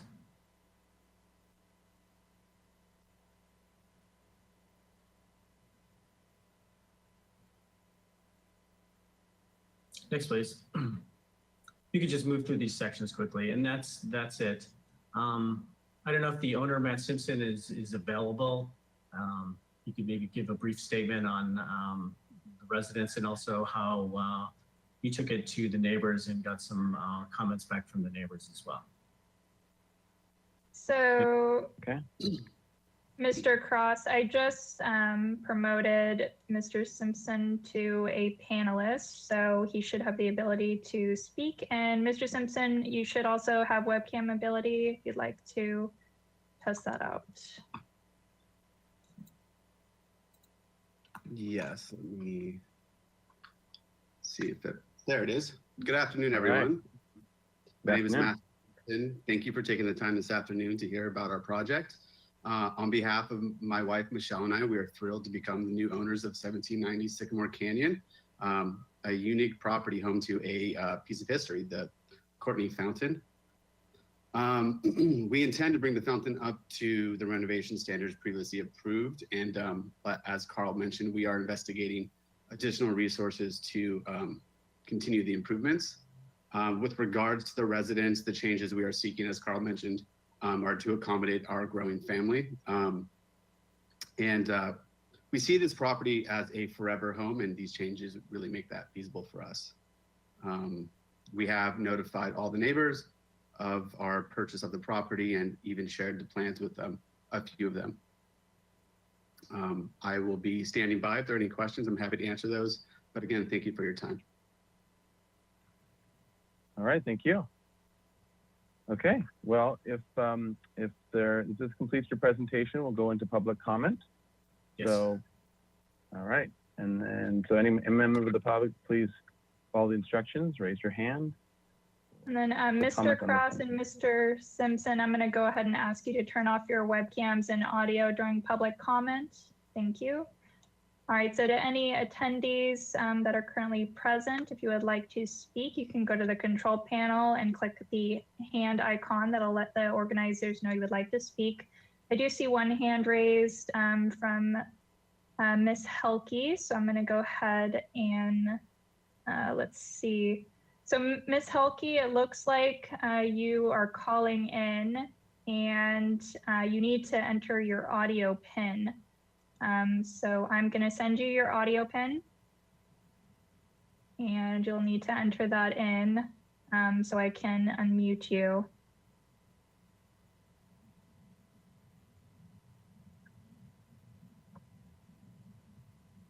Let's see. And in the meantime, Vice Chair House will do a juggling act.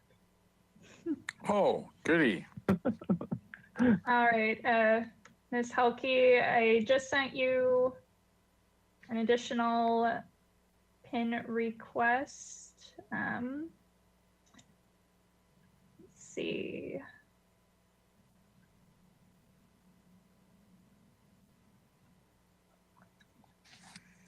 Okay.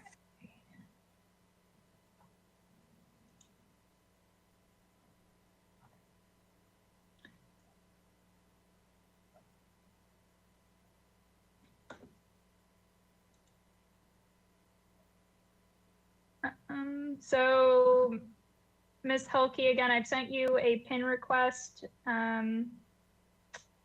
which you'll need to enter so I can unmute you. I will also, Mr. Chair, I'm going to go ahead. Let's see. And then Ms. Helke, you need to enter pound signs as well with your PIN. Okay.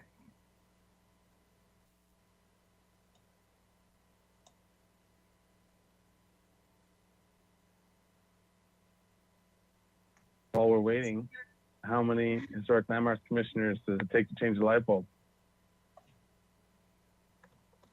9. Only one, but it has to be at least 2600 Kelvin. Okay, Mr. Chair, I've sent her a message and several requests regarding the PIN. If she is able to enter her PIN in another minute or so, perhaps we can reopen public comment.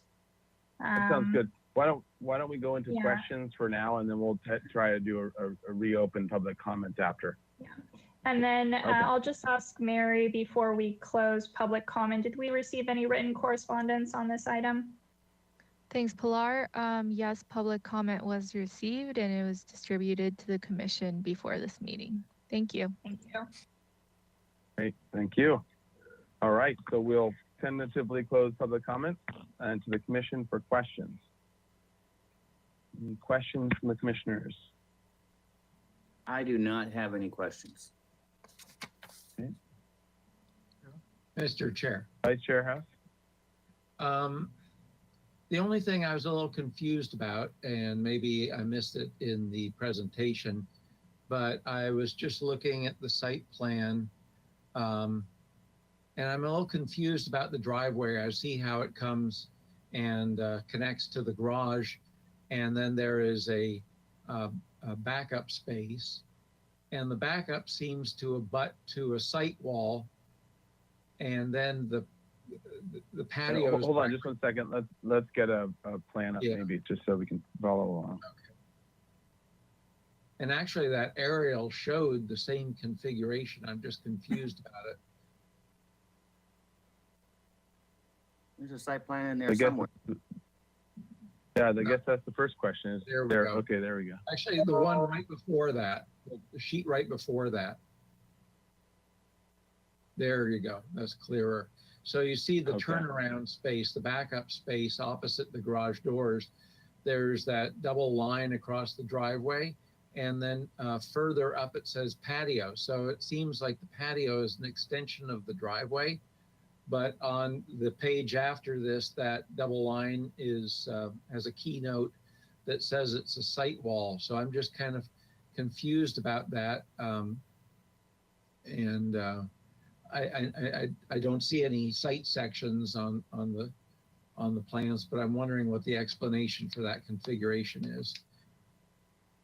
Okay, go to the applicant, Mr. Ross. Yes, Vice Chair Haas, that's a good question. It was reviewed by zoning, and basically the garage of the previous house that was burned down in a structure fire years ago had the garage at the top of the hill. And for zoning, they would not allow the driveway to continue all the way up there. So as kind of a formal approval for this, they requested either a planter or a sidewall halfway down the driveway for a turnaround space, and then that area up at the top to be named patio. So my follow-up question to that would be, why wouldn't you minimize the amount of pavement and make the turnaround backup space shorter and make the patio more of a patio kind of configuration? That is under consideration. We are reviewing that scenario with civil engineers as we go through our BMP and hardscape design. Okay, thank you. All right. Other questions? Mr. Chair, Yes, Commissioner Drury. Mr. Mahan. I think it's Mahan. Oh, Commissioner Mahan. Other Sorry. Irishman. Yeah. Can we, Can we go back to the site plan that shows the garage?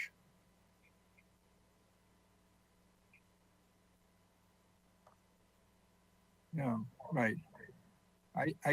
I presume that these are the garage doors right here, right? There's two separate garage doors right in here.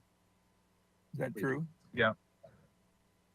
I don't see how I don't see how an automobile can make that turn and get into that. I don't think that the geometrics of a car are going to be possible. You could go up here like this and then back into that garage, but then you would be, to get out, you'd have to go up here and back off down to the road. These gates are problematic and should be down lower, and this should be rounded off here so that a vehicle can make a soft turn to get into that garage. I don't think it's going to work. Has transportation looked at this? Yes, Commissioner Mayhem. On the bottom of the page, and I believe this is the landscape plan. On the bottom of the next page of the site plan, I'm trying to think of who it was. Yeah, Caitlin gave a waiver and reviewed the project. You know, as one architect to another, I wish you would look. I see that is curved a little bit there, but the problem is that the gate, when the gate's open, it doesn't matter that curve is there because the gate is in front of it. As one architect to another, I wish you would get a vehicle template and see if this really works. Architectural Graphic Standards has these vehicle templates that you could put on here to scale. Because in the end, when this is all built, if the owner can't get into his garage, he's not going to be happy, and you're not going to be happy either. So I'm asking you to give that a second look and make sure that there's some way that the vehicle can make this turn into that garage. Thank you. Thank you. Okay. Mr. Chair, Commissioner Drury. on that subject, is there an opportunity to have the gates open outward?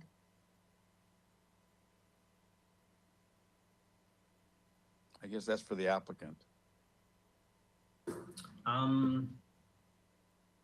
Yes, there is. If the gates opened outward and that you peeled back that curve of the planter, it really is a tight fit. It's like you'd have to drive in all the way and then back into the garage, which is an option, of course, but I think it'd be easier for family members if they could just go straight into the garage from the curve. So I was just following up on Commissioner Mahan's comment. Thank you. All right, Commissioner Lundvik. Yes.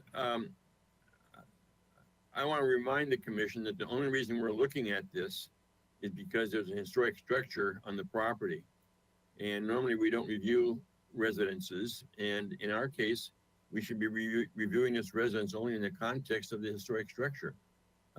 Whether or not the driveway works or not is kind of irrelevant to what our charge is right now, in my opinion. Thank you. Actually, as a point of clarification on that, I believe this is going to us instead of single family design review board for design review as well. Is that correct, Ms. Plummer? We're basically they're not getting double review, right? That's correct, Mr. Chair. This project is solely reviewed by the Historic Landmarks Commission because the parcel contains a designated city landmark. Okay. So we have to review it both for the historic landmark side of things, but we're also reviewing it as a design review for just as a single family home in terms of that design review capability as well. Is that right? Okay. All right. Just want to make sure that we're weighing in on things that we should and not weighing on things we shouldn't. Okay. Other questions? Okay. Not seeing any other questions. Let's check back on our public comments. Is there any more news on the public comment front? So, Mr. Chair, I've been attempting to correspond with Ms. Helke, and I know she's having some issues with getting her audio to sync up. She did ask me a couple questions, which I can just read out for the commission. So what is the height difference of the main house? Will the fountain color be restored to the original color and not the colors that the previous owner painted over? Those were the questions that she asked. Okay. Thank you. Okay. All right. So with that, we'll close public comment and we'll go back to the commission now for comments on the project. So at this point, if the applicant could turn off their camera, and we will get going with comments. And so this is before us for project design approval and for final approval. So if we can keep comments in that thinking of what we think it's ready for and what changes we still want to see if there are some. So, and also specifically, if you can have your comments tailored to what those changes were. If there were something that wasn't changed from previously, I don't think we should be having them adjust those things because we gave those things final approval. So, okay, Commissioner. Oh, Uli. All right, fire away. I'll start off.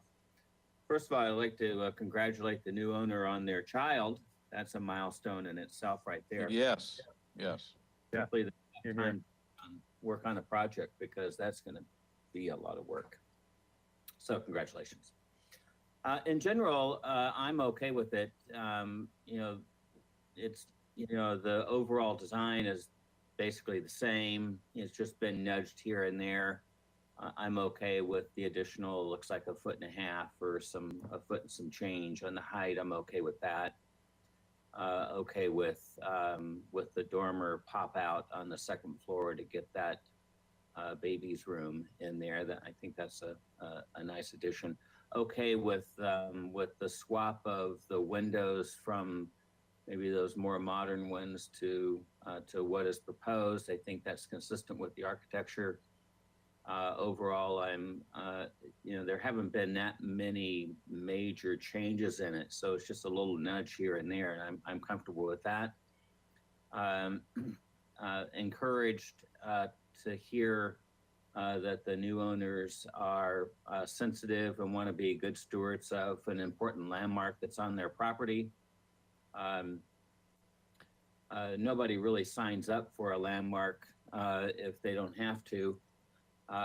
But it's nice that they are wanting to be good stewards, and hope that maybe the community responds and helps them with that effort so we can get that totally restored. But overall, comfortable with the project. I can support this. All right, thank you, Commissioner Early. Who wants to next? Commissioner Drury, had you wanted to say something? Yes, I agree with those comments of Commissioner Uli. And is it appropriate to answer the questions of the public speaker who couldn't get on that Pilar relayed to us? Those two questions. It's comment time. You can say whatever you want, Commissioner Drury. No, I can say lots of stuff, but I'm more interested in is it appropriate for us to answer the questions posed by the public commenter? I think if we feel like it's something that should be addressed, we can address it. That seems to be fairly typical. If it's up to us to decide whether we think it's a thing that warrants comment, but we can do that if we want. It would be a question for the applicant's architect to respond to those two questions. It seems to me. Okay. So let's jump back into on the question side of things. So if Mr. Cross, if you want to, if you want them reread, we can do that as well. I believe there was a couple of them. The first one was the height difference of that, and the height difference has been increased a foot, and maybe some change on some of the flashing, etc. So it hasn't been maybe 16 inches max. And the second question has to do with the painting and the restoration of the fountain. And the fountain will not be painted that color that the previous owners painted it, that beige. It will go back to the white that is specified on the fountain page. Good.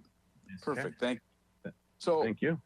my comments would be in line with in line with Commissioner Uli's. And I think we need to make sure that the gates do not interfere with the turning radius of a car coming into the property. So that needs to be addressed, but I'm sure that it will. And otherwise, I'm in favor of the project and I can support it. I also like the idea of the neighbors weighing in general praiseworthy terms about the project that it will impinge a bit on their view, but it won't interfere evidently with their mountain view. That extra height doesn't really factor in. So I'm in support of the project. Thank you, Commissioner Drury. Mr. Chair. It was Vice Chair House. I agree. I think the project is substantially the same as what we approved before. My only comment would have to do with the driveway, and that I would request, and it sounded like the applicant and the owners are still studying the site planning and layout of the driveway, but I would appreciate minimizing the amount of pavement. And yeah, and I think they're naturally going to be addressing the dynamics of getting cars into the garage. So I'm not concerned about that. Okay. Sure. Mr. Chair. Commissioner Mahan. Yeah, I think that the changing of the windows is a great improvement to this piece of architecture. It really humanizes it a lot more. I agree. And I'm very positive about that. I support my other colleagues who have already commented. I support their comments. One other thing about the gates, I know that this house is uphill. It's on a hillside, and normally when gates swing up into the hillside, can be problems because they bump into the pavement that is sloping upward. So that needs to be looked at. The other thing is that if the Pearl Chase Society comes forward with some funds for further enhancement of the fountain, or the area around the fountain, that I presume that would come back to us for review. Is that true, Mr. Chair?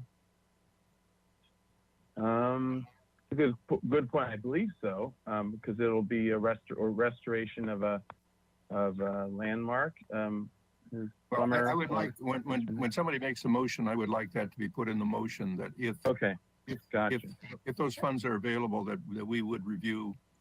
We would do a further review of the enhancement. I think it's very important, and I appreciate the owner restoring the fountain. So I think this is an improved project from what we saw before. Mr. Chair, just in response to that, as the site contains a designated city landmark, any new changes, whether it's part of this project or something in the future that's proposed for that fountain, would come before this commission. Okay, thank you. Great. Okay, other comments? Mr. Chair. Commissioner House, Vice Chair House. It occurred to me that I would like to see more specifics on the exterior light fixtures when it comes back for final, but it is here for final. So I don't want to make the applicant come back. I'm kind of concerned that overly bright lamps could be placed in those, and they're not exactly dark sky fixtures. They're appropriate if they're low level and just create a glow of light around them, but if they're to be used for really lighting up an outdoor area, they could be way too bright. So I would just request that the applicant review the lighting design guidelines that the city has, which has a specification for an appropriate lumen output of lamps and that kind of fixture. All right. All right, great. Thank you. Vice Chair House. If there aren't any other comments, I'll add just a few minor ones of my own. So I agree with all that has been said in terms of both this improvement of the project and very supportable in terms of the changes, the minor height increase and the small pushings of the envelope. This is actually a good elevation. There was two comments I had that I thought could be some slight adjustments to make it a little better. The entry porch here, where the little segmented arch is, where the main door is, it seems weak on the corner. And looking in plan, it looks like it's basically just the thickness of the wall. And I thought that might be able to be give it a little bit of beef on that corner, a little bit more plaster, because it looks like it'll only be like 6 inches or 8 inches. And so if that could be kind of that corner could be fattened up a little bit, and I know it might shift axes and the door might have to get a little bit smaller or change slightly. I thought that would be a good improvement and a way of making that corner feel a little more serious.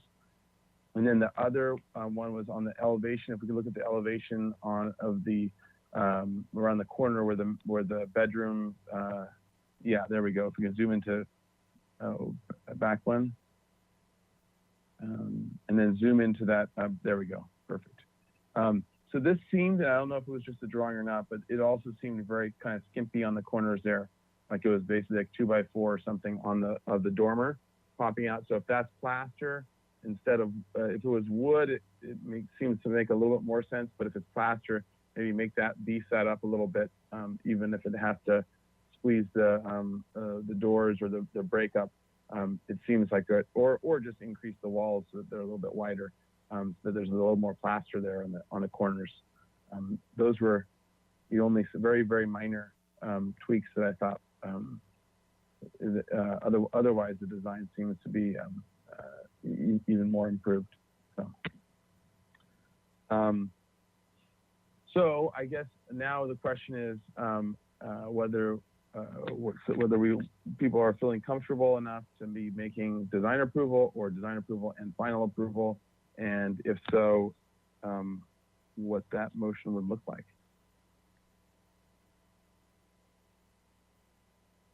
Thoughts on, not everyone at once. Thoughts on whether this I mean, one option is for it to get the design approval with final approval on consent with those minor, the lighting. And then if commissioners feel that my comment of thickening up the walls a little bit on either side of the balcony, and then as well on the front porch, on the right side of the front porch, if they agree with those comments, if those can just come back on consent, or what? Mr. Chair? Vice Chair House. You know, I noticed the same thing about the thin stucco on at corners, and my thought was, well, it's not trying to be, you know, a Mediterranean archetype, a masonry archetype. And so I decided, I'm not really that concerned about that if that's what the architect intentionally wanted to have as part of his statement. So I'd be interested to hear from the architect if he considered those considerations and would rather not change it. All right. Mr. Cross? Vice Chair Haas and Chair Grumbine, I think that the plaster surrounds around the balcony on the second floor, I think are very doable. I think that's a good suggestion. And as far as the entry piece goes, it is an 8-inch thick wall on that edge there. And yes, it appears to be a little bit, little skimpy. You know, it would take up some of the entry and some of the corridor space leading into the house. If you are fine with wrapping it on the exterior around the corner, I don't know how that would look, but maybe I could study that going a couple more inches into the interior.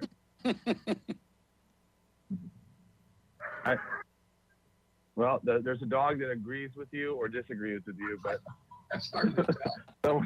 someone's dog has an opinion. Okay. So does that satisfy your query, Vice Chair House? I mean, I could see it being a slight step in of the segmented arch, and then going to keeping the door and everything in the same place, opening back out even like 2 inches or something, and that working. I don't know if you want to get that fussy with it, and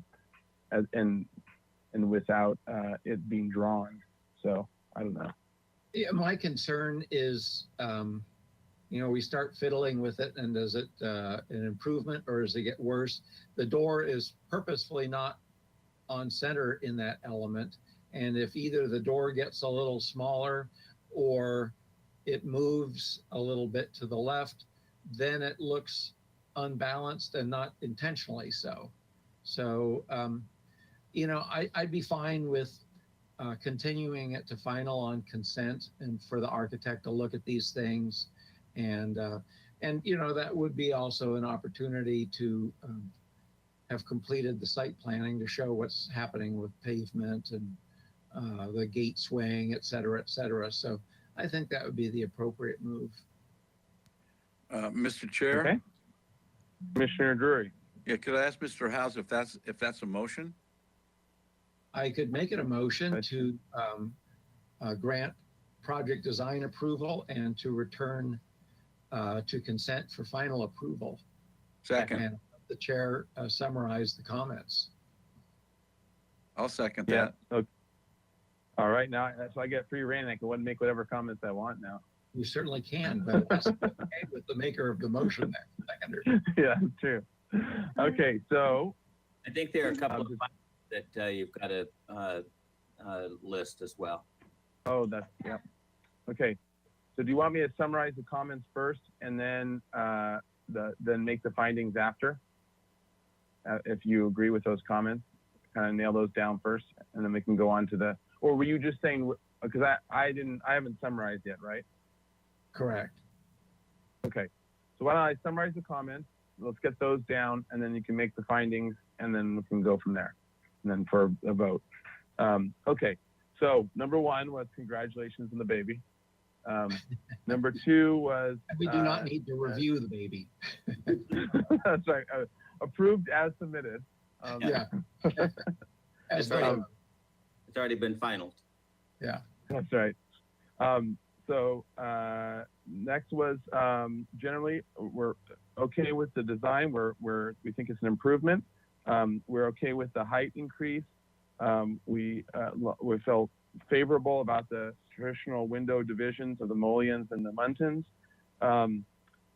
We are encouraged to hear about the continued stewardship of the property, including the landmark.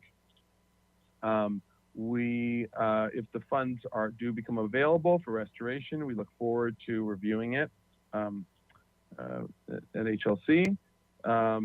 The items that still need to be addressed are the gate and driveway, making sure the clearances work and vehicle turnaround. The hardscape above the driveway to be studied with minimum pavement included as possible. For the review of the guidelines for lumen outputs for the light fixtures, and for additional study for the entry segmented arch at the front porch, and for increase in thickness on the plaster on either side of the second floor balcony, dormer at the second floor balcony. And did I miss anything? Leaving anything out? And for that to be design approval with final on consent, to come back on consent, addressing those issues. That's fine with Is the that- maker of the motion. And on the comment about the stewardship of the landmark, could you add the word fountain after that so it's clear what landmark? Oh, yeah. we're talking about? For And landmark fountain. since it is coming back to consent for final, instead of saying consult the lighting guidelines, just say to specify the lumen output for all the exterior fixtures. Okay. So with that change, specify lumen output for all exterior fixtures. And so with those changes, is the seconder okay with those as well? Yes, I am. All right. So now for the landmark findings that need to be made, Vice Chair House. The exterior alterations are being made primarily for the purposes of restoring the landmark to its original appearance or in order to substantially aid in the preservation or enhancement of the landmark. That's a true statement. All right. Yes. Neighborhood And You've got more. I know. The proposed development is consistent with the scenic character of the city and will enhance the appearance of the neighborhood. The proposed development is compatible with the neighborhood and its size, bulk, and scale is appropriate to the site and neighborhood. The proposed buildings and structures are designed with quality architectural details. The materials and colors maintain the natural appearance of the ridgeline or hillside. We didn't actually discuss color, did we? So a color board should return on consent calendar. actually, just as a point of clarification, I thought that it was the same as before, and for which the applicant maybe can specify that, but I thought you had mentioned something briefly about that, but I could have been wrong. Did the applicant clarify on the colors and materials, whether they were the same as previously approved? Yes, Or they were different? approved. And what are they? Is it white or is it an earth tone? It is white. Okay. Well, I have difficulty making that finding because I've always held that structures in the hillside should be more earth tone and not stand out as much. Although this, White is a natural although color. Adobe's in a hill. Although I suppose you could hang your hat in the fact that we already approved it and gave final for those colors as well. Yeah, and If that Is makes the- you sleep at night. is this structure highly visible from a lot of areas, or is it pretty tucked in? No, it's pretty tucked in. And just if you want to review the photographs again, it is set back up from the street with minimal neighborhood. Okay. Well, and there's another White House just uphill from it. So that helps me make the finding that it's consistent with the character of the neighborhood in terms of its materials and colors. So let's go back to those findings. Okay, and then 4, as far as I know, it does not include the removal of or significantly impact any designated specimen tree. I don't think there are any specimen, historic, or landmark trees that I'm aware of. Public health, safety, and welfare are appropriately protected and preserved.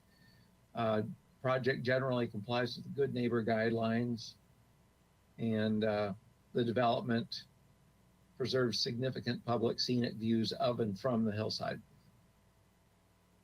Is that it? All right. Um, And then, And then And that does the, was- sec- oh, go ahead. does Sorry. the seconder of the motion accept those findings as well? Yes, I do. Thank you. All right, we've got a motion, a first and a second under discussion. Any discussion? All right, in that case, let's do a roll call and vote. All right, thank you. This is Mary. I'll go ahead and take the roll call vote. I'll start with Commissioner Drury, Aye. Commissioner Edmonds, Aye. Commissioner Lundvik. Aye.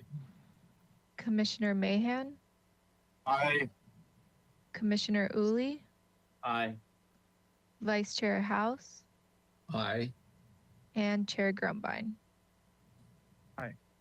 All right, the motion carries. Thank you. All right, and this is appealable within the next 10 calendar days to City Council. Decision.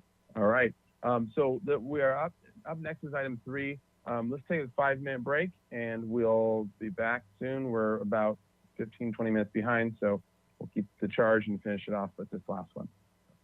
All right, soon.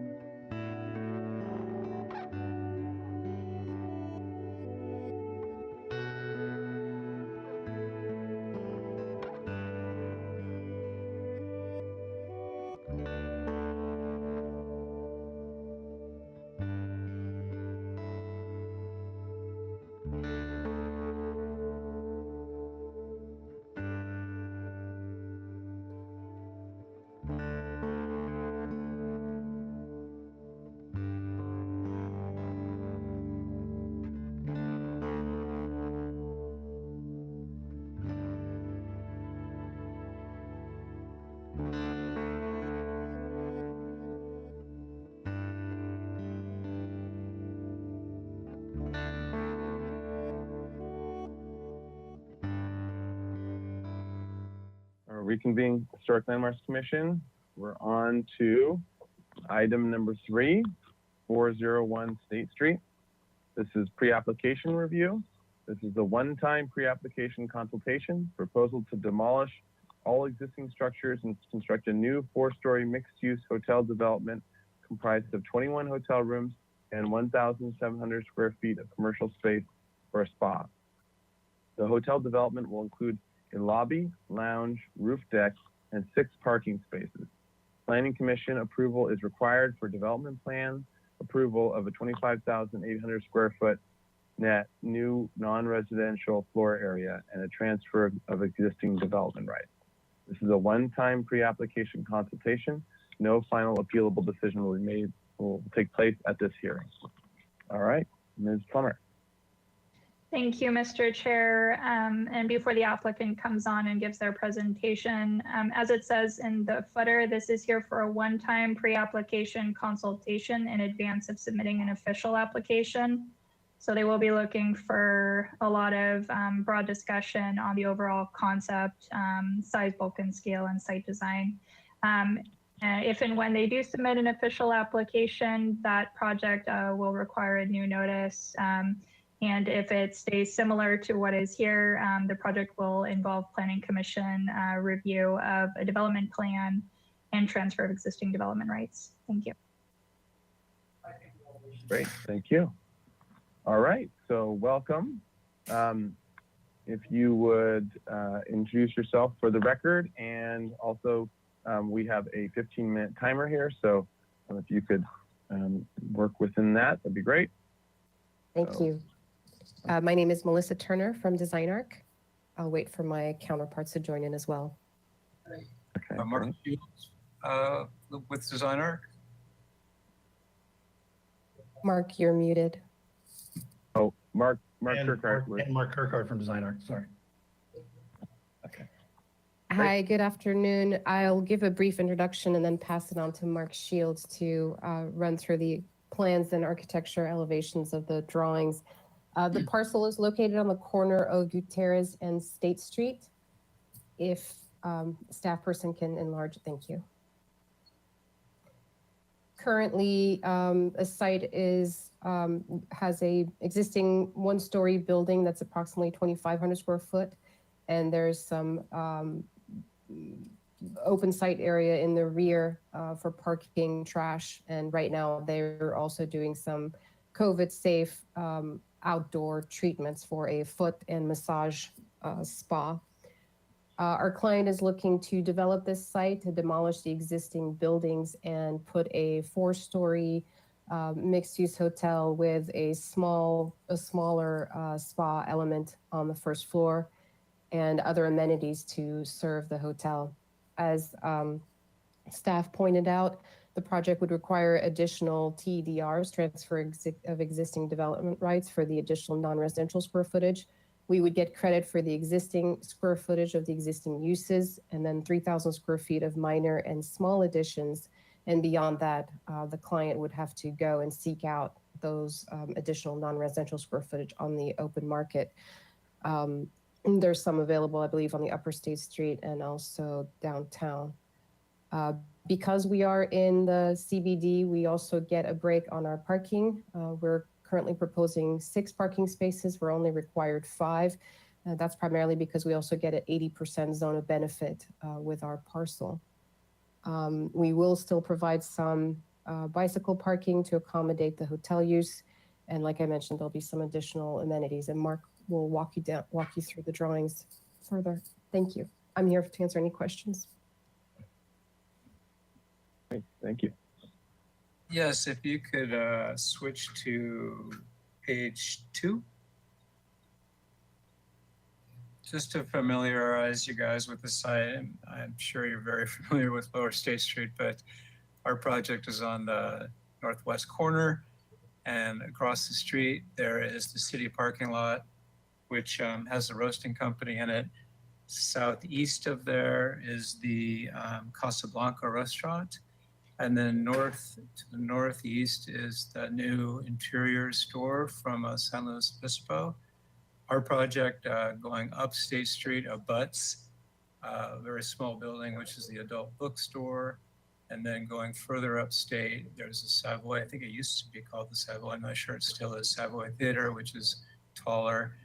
And then behind the building to the west is Jeff Shelton's iconic project with his courtyard palm tree. Please move on to page 4.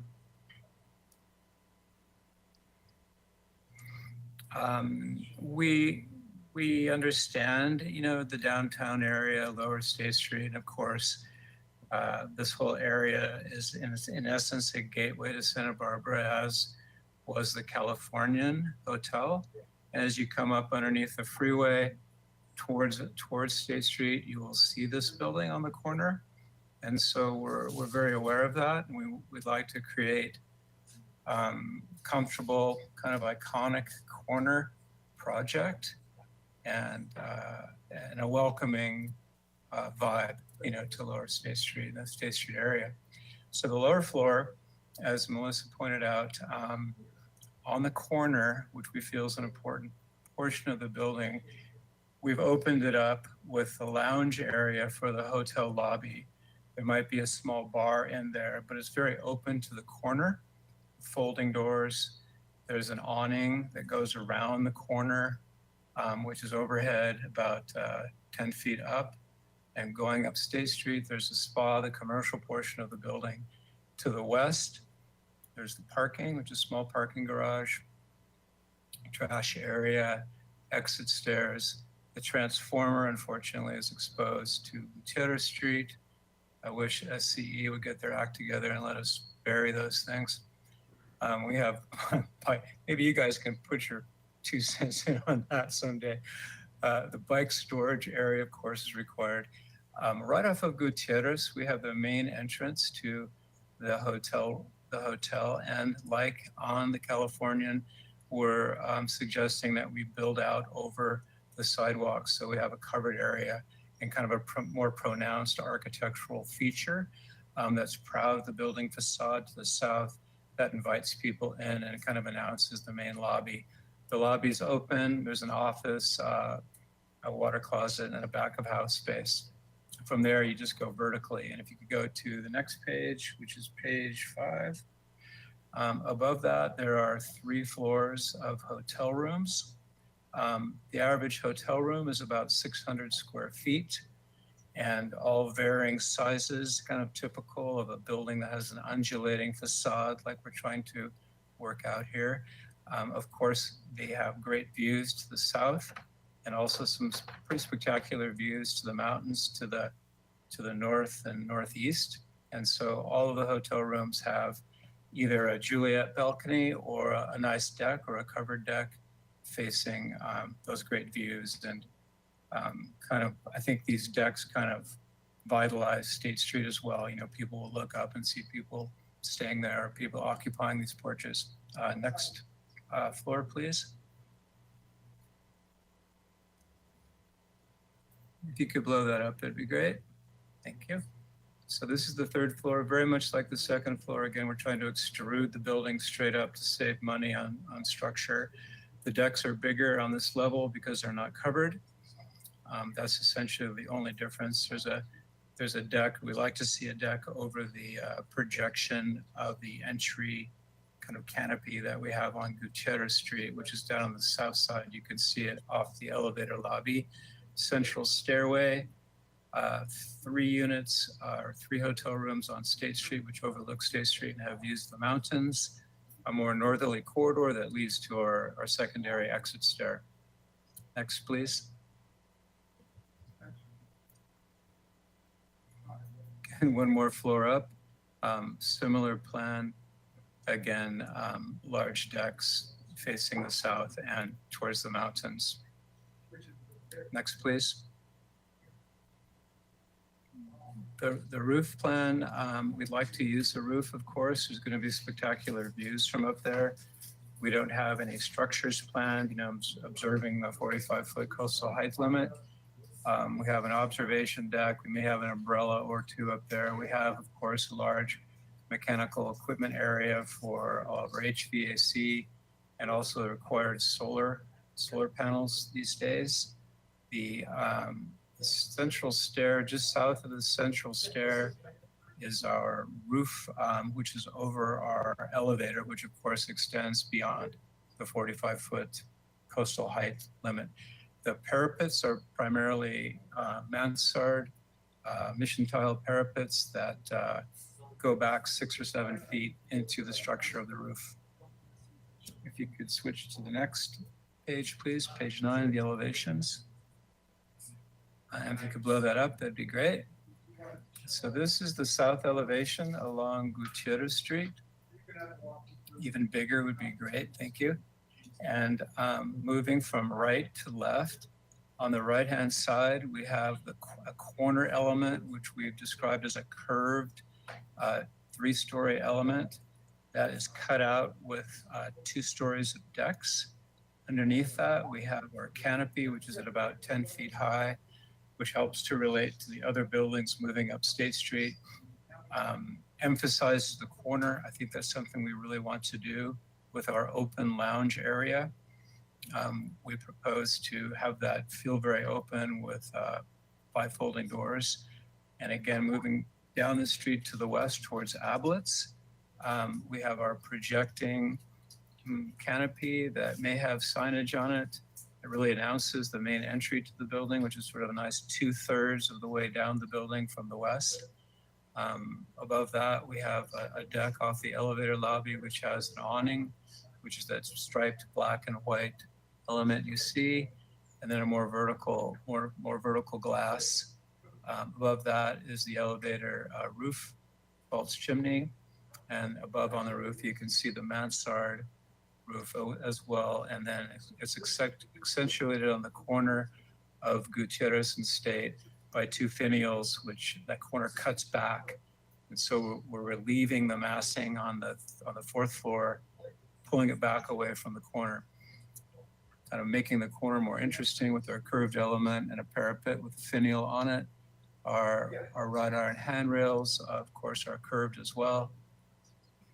Moving further down Gutierrez Street, you can see the opening for the garage. And above that are enclosed balconies, which are open air, but they have a roof on them. Above that, there are open air balconies, which are really quite deep. I think the perspective views that we sketched up will give you more of a feeling for the massing. Above that, we have some Juliet balconies, which are on the 4th floor. The building wraps around to the west, which faces an alley that goes back to Jeff Shelton's project. We'd love to plant some vertical elements to kind of help the height of the building. Those might be more palm trees, which are mimicking the palms that are existing on the east side of the building on State Street, which you can see in this rendering to the right. Overall, architecturally, we like the simple, kind of understated Mediterranean style, of course, which we know well. We're thinking that we'd love to do more broken up muntins on the larger windows, which have great views. Those are about, I believe, 7 feet wide. The hotel lobby entrance, of course, would be pretty glassy and inviting. And the hotel has a kind of a regular, easily understood language, even though we are breaking it up on the massing, kind of pushing it in and out. It does have a common language as you wrap around the building. So we're not trying to get too fancy, keeping it relatively simple, and using, of course, a lot of the great Santa Barbara details that we've developed over the years. Next, please.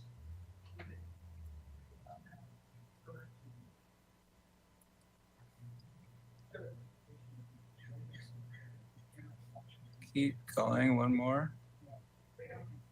We're looking for, I think, page 10. There you go. Thank you. This is a section looking up State Street. We're looking at the east elevation of State Street, I believe. And of course, our project is on the left. If you could go back one, please. I just want to explain that elevation before we switch to the perspectives. Oh, well. might as well just explain it in 3D because I think it looks better in 3D anyway.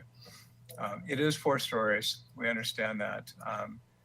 We've attempted to relieve the massing of the building by making some of the architectural facades more proud, especially the corner element. And then we push back the neighboring facades 2 feet and then sometimes 4 feet to give that the overall facade a nice undulating vibe to it. And then of course, switching the window arrangements around a bit, still staying in the Mediterranean style, using some of the elements that we used years ago on Sevilla, which was Chapala 1 at the bottom of Chapala Street that really got favorable architectural reactions, even though it was a large project. Okay, next, please.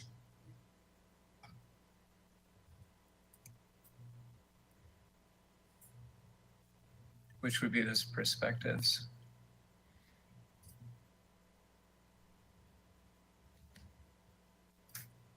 Mark, do you want to switch to the Gutierrez 3D view? There we go. I mean, we're good now. So that's take what we get.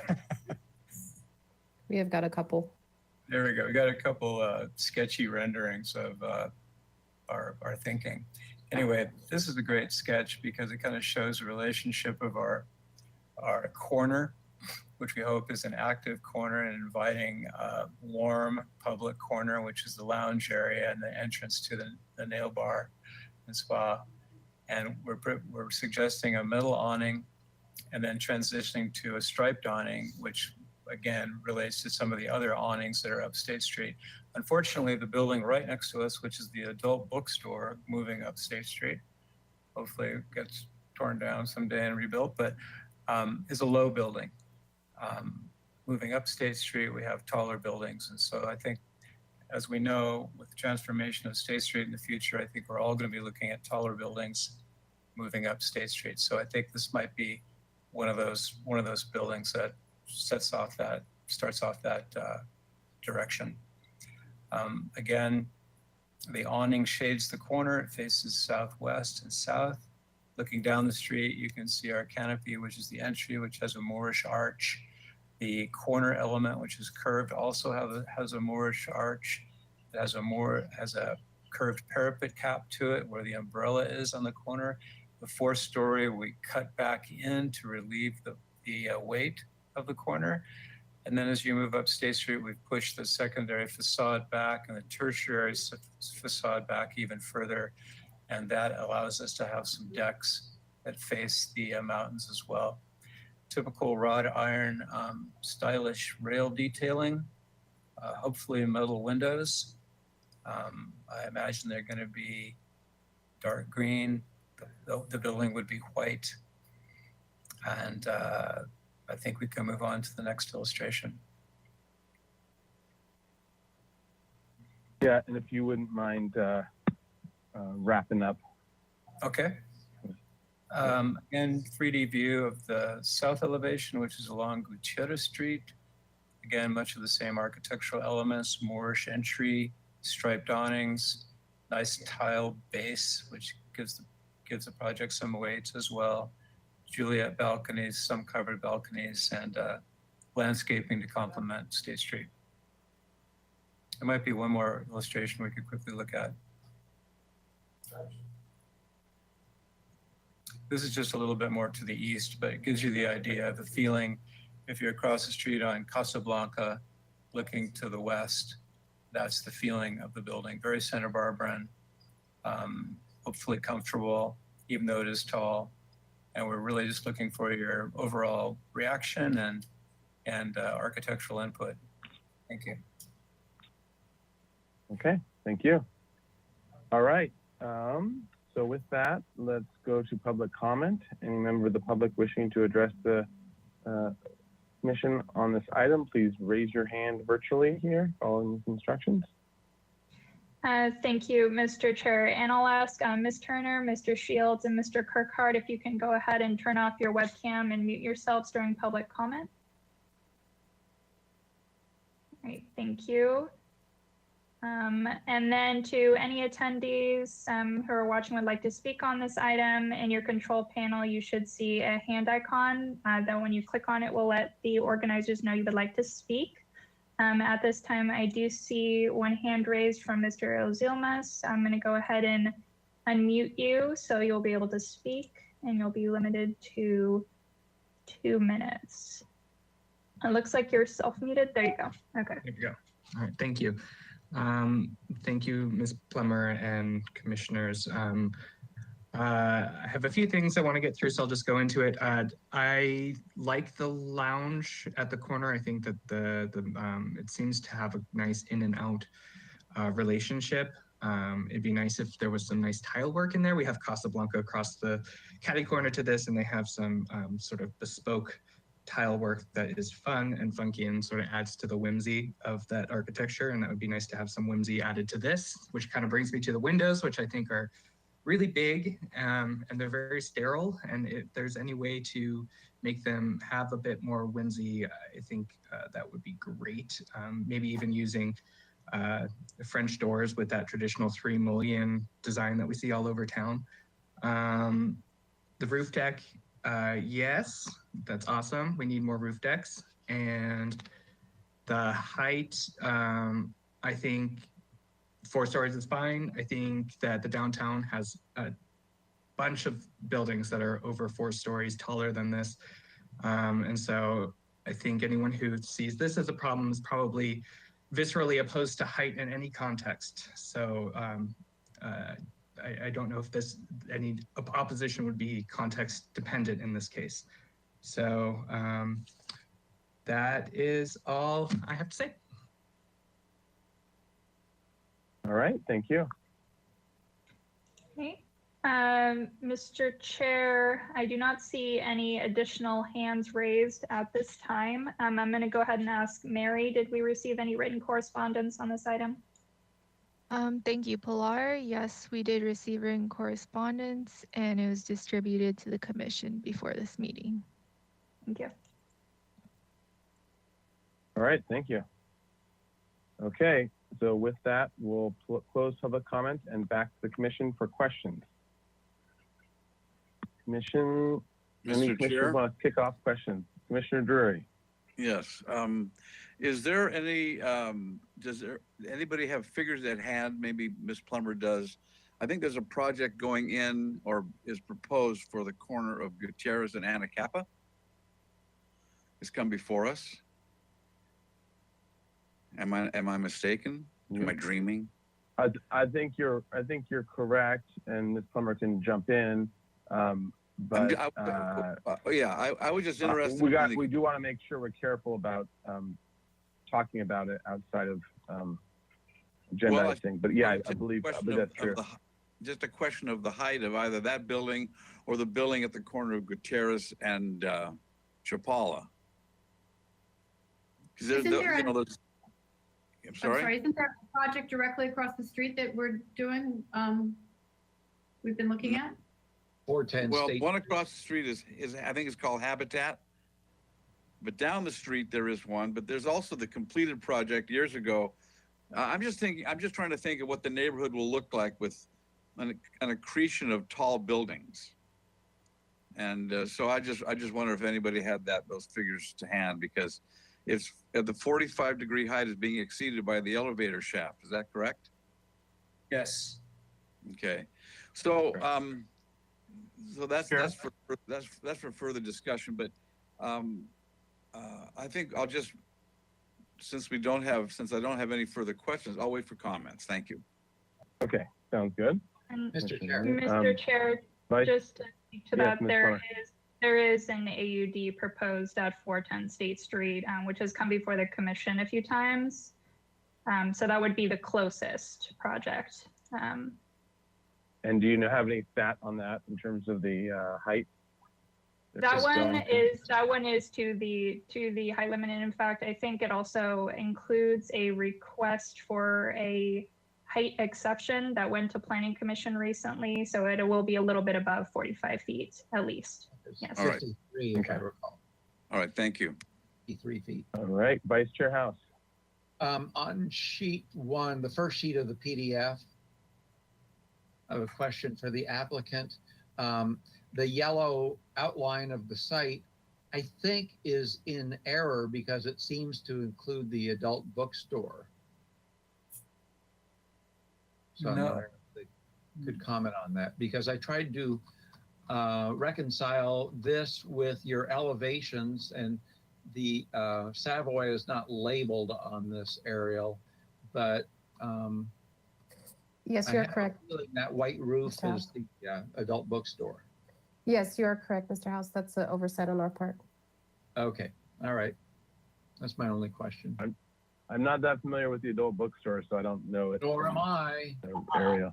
Well, most of them do hang around Lower State, though. Well, I did have a question though about the building that is being demolished. Has it been looked into in terms of whether it qualifies historically or not, or any of that? Has any of that been looked into or discussed with Ms. Hernandez?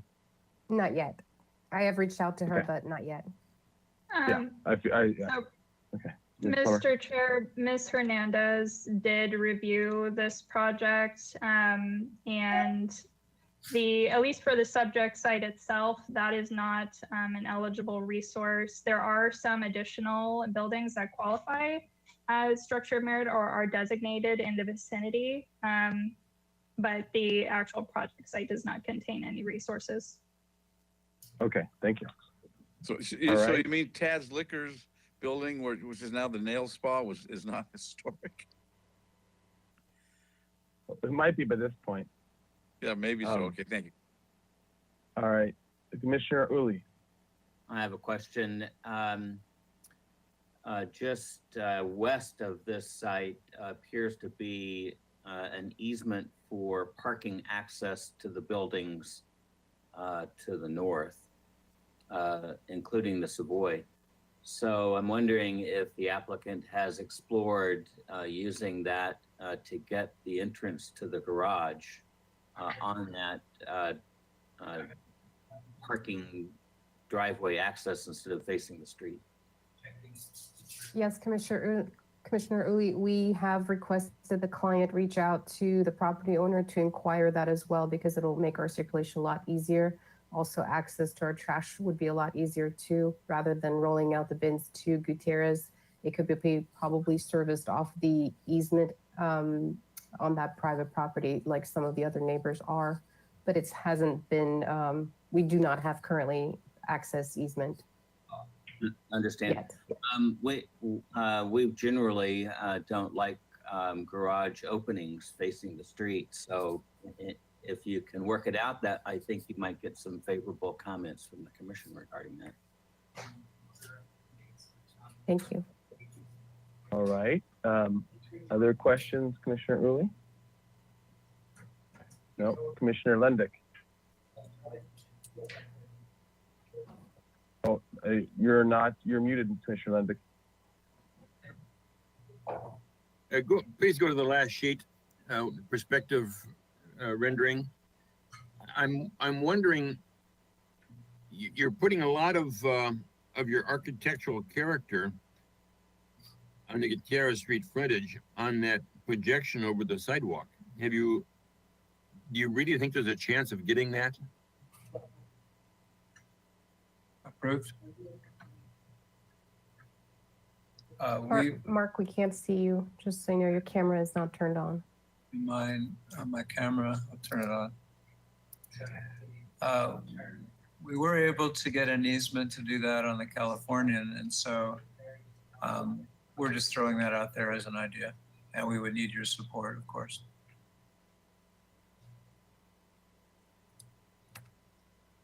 Okay. All right. Any other questions? Mr. Chair, Commissioner Drury. with Mr. Mayhem. Oh, Are we in comments? No. Questions still. Commissioner Mahan? I think that well, I guess the question is, when this comes back before us, can we have an aerial view of the whole block? In fact, several blocks, because there are a number of large buildings close to this building. I think I just approved one a couple of doors down on Gutierrez Street, and then across from Gutierrez and Chapala, there, of course, there's Chapala 1, and across the street, there's the Barry Burkus building, the Brown building. I can't remember the name of that one, which is quite a large building. And also up Chapala Street, there's a new building that Brian Grinnell designed. That's a 4-story building, I believe, or 3.5-story building. So there's a lot of. So my question is, can we have an aerial view when we see this again, so we have a better feeling for the neighborhood context? Sure. Okay, I don't want to get into comments. I just wanted to get into that question. The other question that I have is, I'm looking at this perspective here, and I'm thinking that this line right here, where my arrow is, do you see that? That's no, I can't see your arrow. Tell Bill his arrow is only for him, not for us. Oh, I see. Yeah. That's just an arrow for me. Well, only Timmy has the power. This balcony, there is, you can all see a line on this balcony, right? There's 2 large windows on Gutierrez Street, and above those large windows, there's a balcony, and there's a line that I think defines the floor level, but I'm not sure. And it would seem to me like that this is also the curving part that has the Moorish arch. I think would not really be that tall, because it would come up into the floor level. Right there. It would come down. I'm just asking the question if the architect doesn't agree that arch is probably a little taller than it should be. We knew that, Bill, and we were thinking that maybe that balcony actually steps up from the unit. But that's a detail, and we probably would work to resolve that. We like the height, breaking the line of the upper headers, but that's a detail, and really we kind of work to give you just a very sketchy image of what we're thinking. So obviously all the details are not refined, but that would be, that is a belt course up there that you're above that floor line that you're looking at. My question, thank you. All right. Any other questions? Other questions? All right. If not, then let's go into comments. So applicants, if you would turn your cameras off, and we will roll into comments. Mr. Chair. Does anyone want to kick us off? Commissioner Drury. Yes. Where to begin? So as you're coming up State Street, you go through the underpass, and you see this rather large and attractive building to your left. And I think that, I've always liked Mr. Shields' drawings. I think you and another commissioner some years ago sort of sorted out the whole facade of the entry of the California Hotel, I guess it was, what was that, Area B? Am I correct?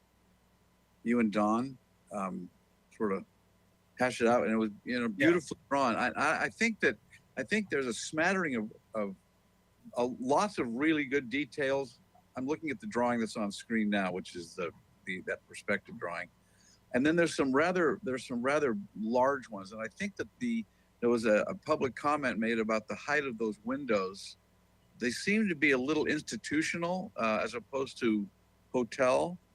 I don't know how, like a courthouse as opposed to a hotel. I'm generally I'm not really a fan of tall buildings, but it does seem to be under sort of a state mandate that we provide buildings that have a certain size. I like the idea, and I like the idea of the street activity, that curving awning and the entrance right on the point of the intersection. And I think that the idea of getting an easement up that toward Mr. Ablett's project off that easement would be a really good, if that can be worked out. I like the lobby, and I'm generally in favor of something this elegant on that corner, and it'll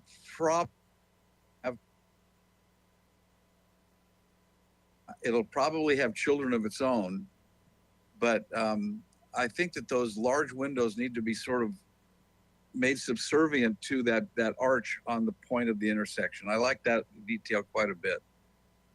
And I'm looking forward to seeing what you do with our comments. And I think it's the beginnings of an attractive project.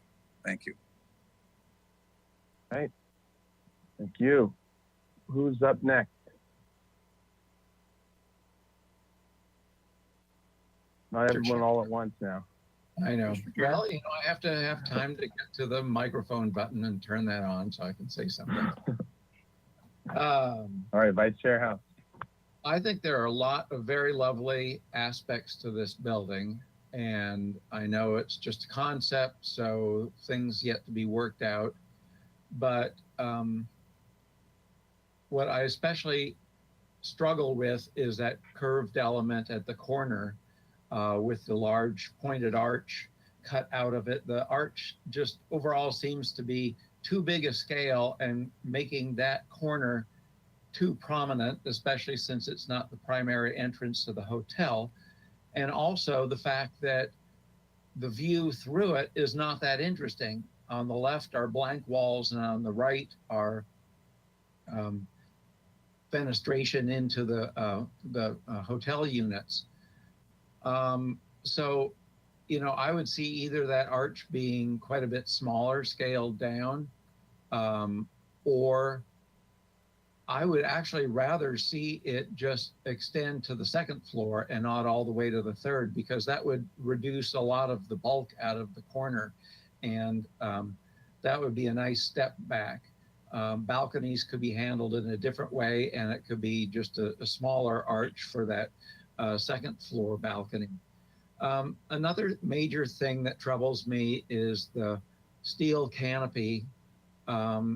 Those seem to be kind of a trendy thing, and I don't think of them as Mediterranean or things I've seen on a lot of European buildings, in addition to the fact that immediately adjacent to it is a canvas awning. It just seems to be kind of a bunch of things tossed at the building there. I'm not sure what the solution is. Obviously, it's cantilevering out over the sidewalk, so you're not going to have supports coming down to the sidewalk. And so I don't see how something out of wood is going to work, but maybe it just needs to be a simple canvas awning, and I could be open to it curving around that corner. But I think that would be a softer feeling and more appropriate to Santa Barbara than this big, massive steel thing cantilevered out there. I don't have a problem with the two-story windows. I think that's an interesting detail. I agree getting the parking garage to the easement would be a big improvement. I think that's most of my comments. I think it's a nice building. I think that there's some areas that I've pointed out that need some work. Another thing about that corner element is just looking at the edge of a floor slab doesn't seem that interesting to me. So I think that's where a lot of attention needs to be focused. All right. Who's up next? Mr. Chair. Commissioner Lenvik. Oh, I think I heard Commissioner Mahan, but it wasn't very loud. Yeah. First. We'll go Commissioner Mahan, then Commissioner Lenvik. Okay. This is, I don't see this as a big building compared to some of the ones we've seen recently. The one down the street, or maybe up the street, I guess we'd say, on Gutierrez Street between State and Anacapa, is a much larger building, and I mean, it has a lot of good characteristics to it, but I feel that it's too busy, and I feel that there's too many elements, too many different kinds of elements. Commissioner House maybe was getting at it when he said, you know, the metal awning and then the canvas awning, the Moorish arches and the rectangular windows, and it seems to me that a large building would be better off if it were simplified, if it were more simple, and I think it would have more dignity. I feel that it's too busy, and there's too many different elements involved in it. It needs to be simplified down, but there are some good characteristics also. I think the massing is quite interesting, but it needs to be simplified, in my opinion. Thank you. Okay, thank you, Commissioner Mahan. Commissioner Lundvik. Yes, I'm maybe a little contrary to what's been said so far. I think the building is too big for the corner. We can see maybe buildings being built as large as you go up State Street. But we're waiting on that. And what I see is a very, very large building on the corner, which is not neighborhood compatible. There is no compatibility by our standards or guidelines of this building with its immediate neighbors. As a matter of fact, if you look at this elevation on Gutierrez Street, the building not only fills the entire site, but it goes beyond, and it's got a two-story element out over the sidewalk, as opposed to projecting in and having the building be, you know, a little bit less invasive, is projecting out and being much more invasive. So I don't think that this, you know, meets the standards we have for neighborhood compatibility. And I would have a tough time supporting it at 4 stories plus an elevator tower. Now, that being said, Bill Mahan's comments about it being too busy, if the design elements were kind of massaged a little bit and the building became simpler and less in your face, it might all of a sudden become a 4-story building that is neighborhood compatible. If you look at the State Street elevation, go back a perspective, if you would, and look at the State Street.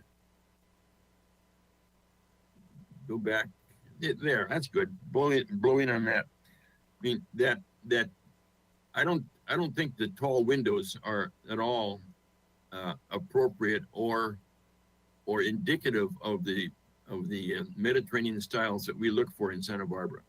And if you look at the one on the far right, that's a 3-story window with a Romanesque arch on the top. So a 3-story slot window in that wall.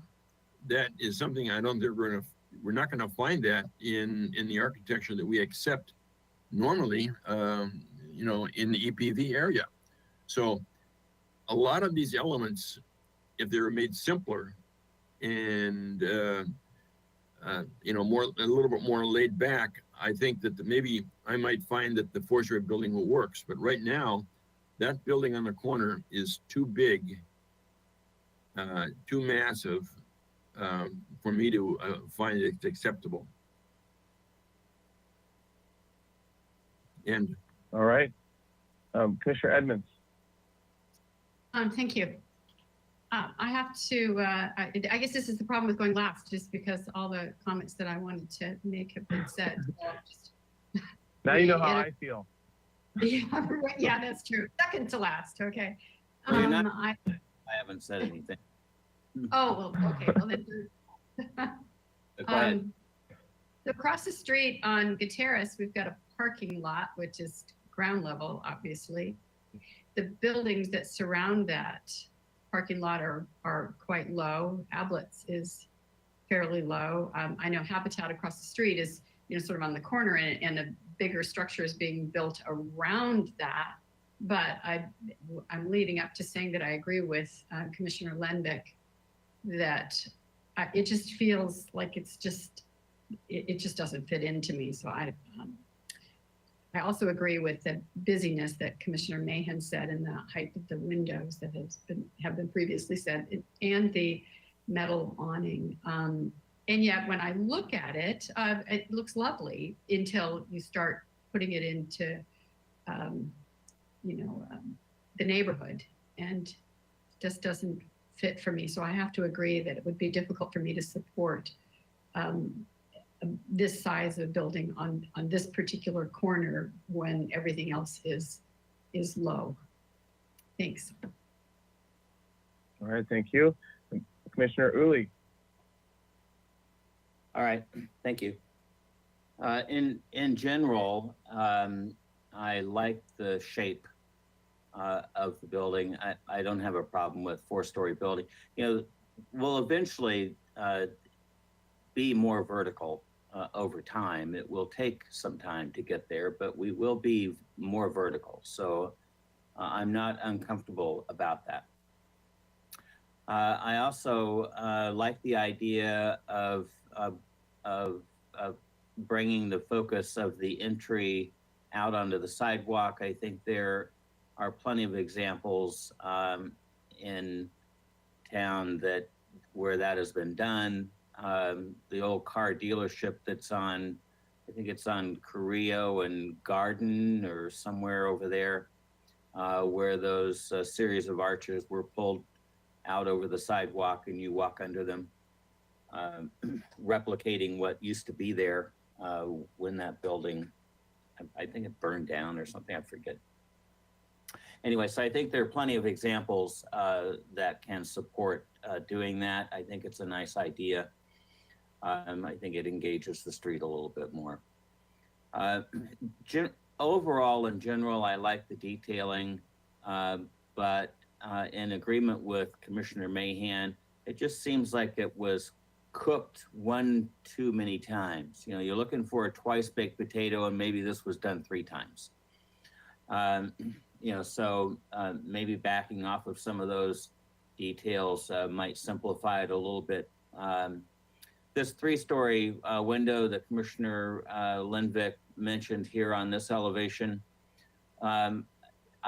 my understanding is that it's 3 separate windows, but it reads as one big window. And I don't know of any building in town where that might provide a precedent. So I think we're gonna need to understand the precedent and where some of these things come from. Mixing this metal awning, I don't see it as a more contemporary solution. So I've got a problem with that. I like the awnings. I could see that cream and rust colored awning, not black and white, fitting in quite well. Overall, I think it's a good idea. So generally supportive, but I think it's all going to be in the details. And of course, we're only seeing 2 sides of the building. So we have no idea what the other 2 sides look like and whether or not this kind of consistency is going to play out or not. So look forward to seeing it coming forward. All right, thank you. All right, so I think that for everyone else, I'll add to those comments. I agreed with most everything said. I think, and I want to highlight a few of these pieces that I think were talked about, but I think there's the strategy and in the last comment that Commissioner Uli was saying about not thinking of an example of precedence for the 3-story Roman arch window. I just Googled one real fast to check my memory, and Commissioner Uli actually stares at it almost every day when he walks out of the courthouse, and it's a library. And so, but the library actually has that triple division, and I think that kind of gets to the heart of what my feeling on it was as well, is that some of these elements are monumental and civic in scale and size, and combining windows does that in sort of this monumental way. This isn't the building for that. I think this, and so I think that's part of the elements are fighting against the building type and drawing attention to themselves in a sort of more dramatic way. And I agree that in general, there's a lot of beautiful details being used and very nice design pieces. But I think there's too many of them trying to come together and try to work out a building.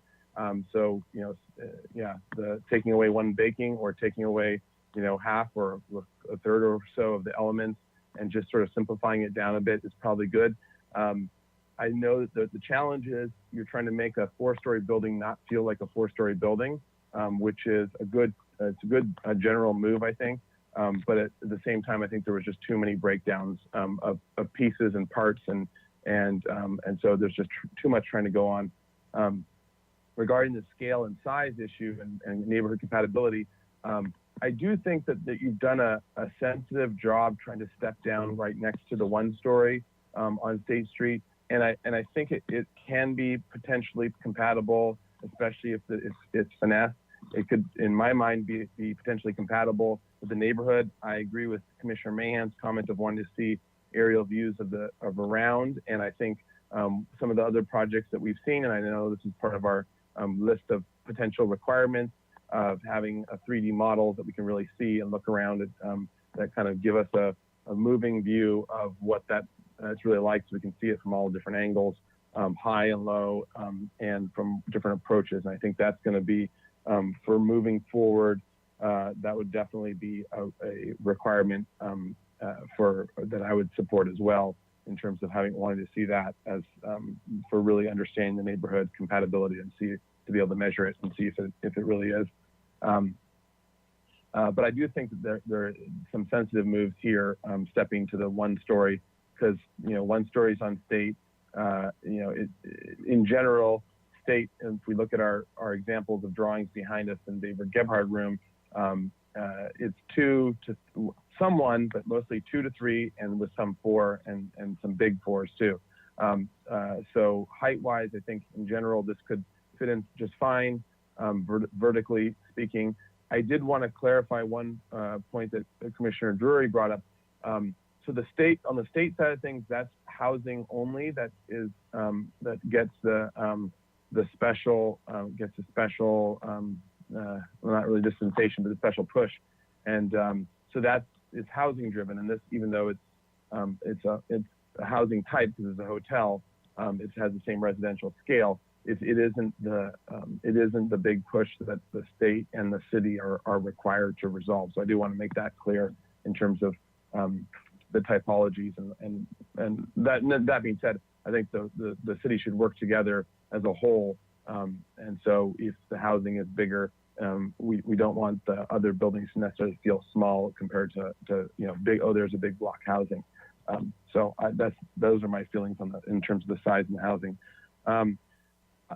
In terms of the so in a front porch, when the columns go up 2 stories, they're called colossal columns, right? So and I think that there's some of those elements. The window was discussed in terms of arch, but the pointed arch one as well, I think you got to be careful, because it's reading as a 3-story pointed arch on the corner as well, the curved one, because it extends down below. So I think that having a 3-story element next to a 2-story element with the square windows or rectangular windows next to a 3-story element of the Roman arch, the round arch window, is part of that sort of monumentality feel of multi-story pieces that are going. So I think that as you break it down more, I think that'll be a good way to make it not feel such like it's trying to be a monumental building. I also get that you're trying to make it not feel like a 4-story building, which combining windows does to some degree, but at the same time, then you're sort of in a pickle, because then your building starts feeling giant and monumental and in flavor. And then I think as well, I agree with comments that were made in terms of the parking. If the parking easement can be looked into and parking can be achieved not off of Gutierrez, that's definitely a thing that we'd be in favor of, and would be very helpful to the overall look of the street. I think, and if actually you can go to him, you can go to the other perspective for a minute. I just wanted to double check that one as well. The one that we were on from there, but it was a little, yeah, there we go. Yeah, I think that this also highlights the fact of trying to get a lot of different elements to work, and a lot of different window types, a lot of different shapes, and to Commissioner Lenvick's comment, the pushing out of the big entry, it does draw people to it, but it might be too strong and too bold of a move for this building, and sort of too pushy of a building. So that seems to be an element that needs to be studied more. And I also agreed with the comment of the canopy, the steel canopy, especially when, swinging out like this and rounding and becoming a major element. That seems to be more of almost like a late 1800s, early 1900s move, more than sort of a urban move, and maybe a little bit Parisian or New York or that kind of feel, where you're sort of having this big covered public canopy, and not so much a Mediterranean form. So that's my additional comments. Mr. Chair? I guess now the question is where from here.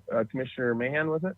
No, it was Commissioner Drury. Oh, The Irishmen all sound alike. It's just going to be Commissioner Irishman. That's what Yeah, we'll do. so I just wanted to clarify. I understand that hotels are not part of the state mandate or our AUD project, but what I was trying to get at is that as AUD project corridor, they will be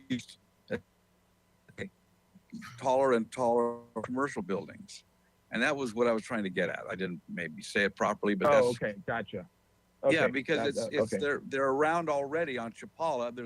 There are a couple of proposed that are going to front onto State Street, or at least kind of wrap around. So I think it's something to be aware of and to guard against if possible. Gotcha. And I do want to make one more comment. What I was getting at is when Mr. Shields and Mr. Sharp got together for I believe it was the reception elevation. I think it's the north elevation of Area B in La Entrada. And they both came up with a really simplified idea because it's a hotel. And I know that Mr. Shields has the skill and the vision to make that happen on this project. Thank you. Okay, thank you. All right, so now we're at a point where we've all had our comments. This is just a one-time concept review. So in terms of next steps, is there a motion that needs to be made, or is it okay? Mr. Chair, as this project is a one-time pre-application consultation, you don't continue it to a later date. Your comments are all that's needed. So there's no motion for continuance. It's just providing the comments for the applicant. Okay, so but a motion with those comments. Is that You can summarize no? summarize the comments, but there's no motion. Okay, so why don't I do that? Does anyone want to throw in any more? We can throw in some more at the end too, but if not, I'll just jump in and start summarizing, and then we can add any others that I'm missing. All right, so the comments by at least many, if not a majority of the commissioners, felt that in general, that this was a nicely designed project, as sort of a general starting point, recognizing that that the height and size of State Street and downtown is going up larger. So there are concerns with it having neighborhood compatibility, and so as part of next steps, we would want to see aerial views as well as three-dimensional computer renderings moving around the site and looking at the larger context of the surrounding blocks surrounding city blocks and the surrounding buildings. In terms of the compatibility, the elements there seem to be too many different elements and a simplification of the, especially the openings and the shapes and designs of the openings in these development.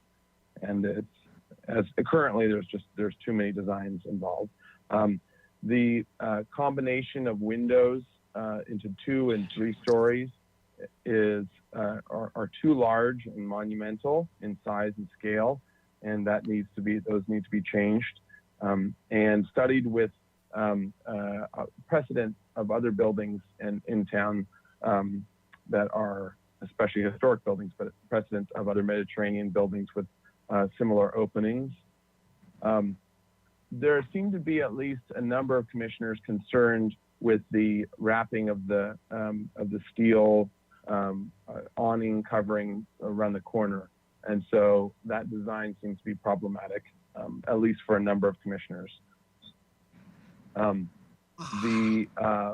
The pop out of the entrance on and extending onto the sidewalk for the entrance to the hotel seems as well to be problematic for at least some commissioners, and seem to draw too much attention to the building itself. Let's see.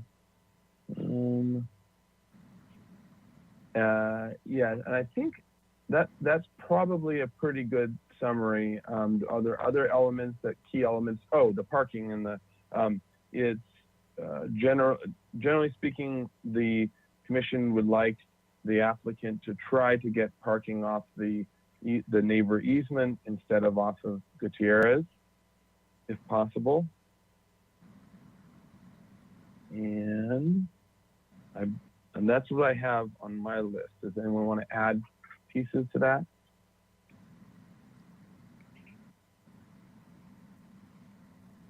Did you did you mention in your openings and fenestration the monumentality of the scale of openings being an issue? Oh, that's a good point. So the overall size as well as the combination of windows. So yeah, the overall size of the windows and the size of their openings, and actually the divisions as well. I've forgotten about this one. If you look at the State Street windows that are there, the 3 buildings next to it, their divisions are. This will feel, and this was brought up by other commissioners, but I think that there's a visual clarity there. Yeah. So you see, especially like the white middle building, you see its division in terms of that's a much more human scale. The sort of the monumental divisions of the arched windows and the double story, those are more of the, I think what people were feeling an office tower or just a larger building scale. And I think that's where some of that is coming from, is that the mullions and the divisions are just on, just the lights themselves are too large to read as a residential scale. Thanks for reminding me about the library, because I haven't seen it for 8 months. I haven't walked out of the courthouse. That's why. That's why you brought it up. Okay. Any other additional comments to add to that?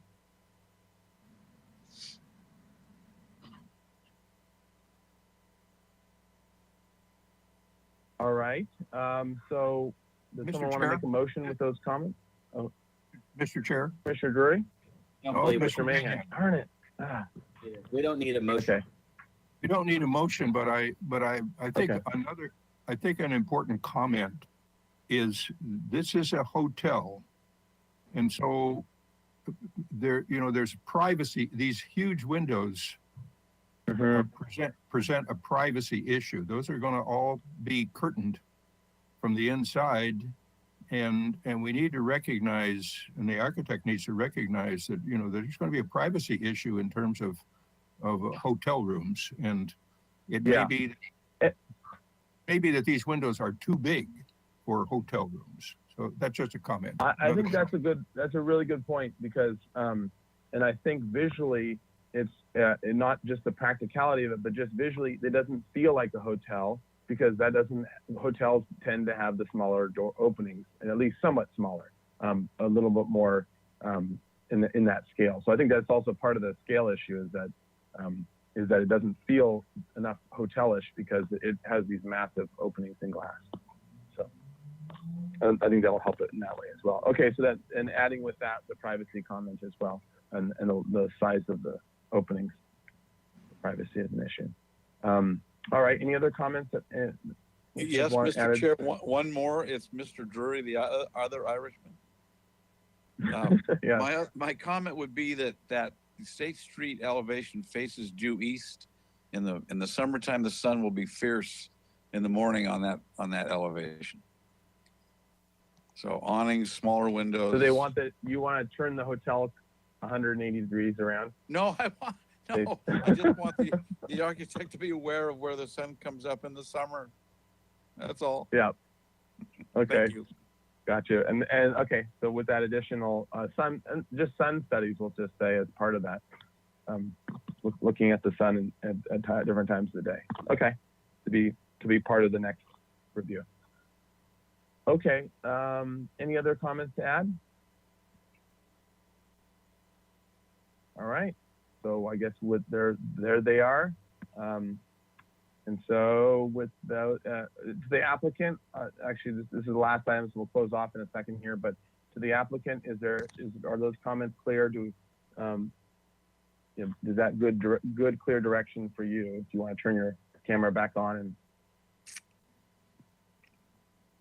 Yes, thank you. I think those are helpful, and we'll be reconvening with our client and hopefully be back with a full application for concept review. We appreciate all the feedback and comments we heard today. Happy Thanksgiving. Right.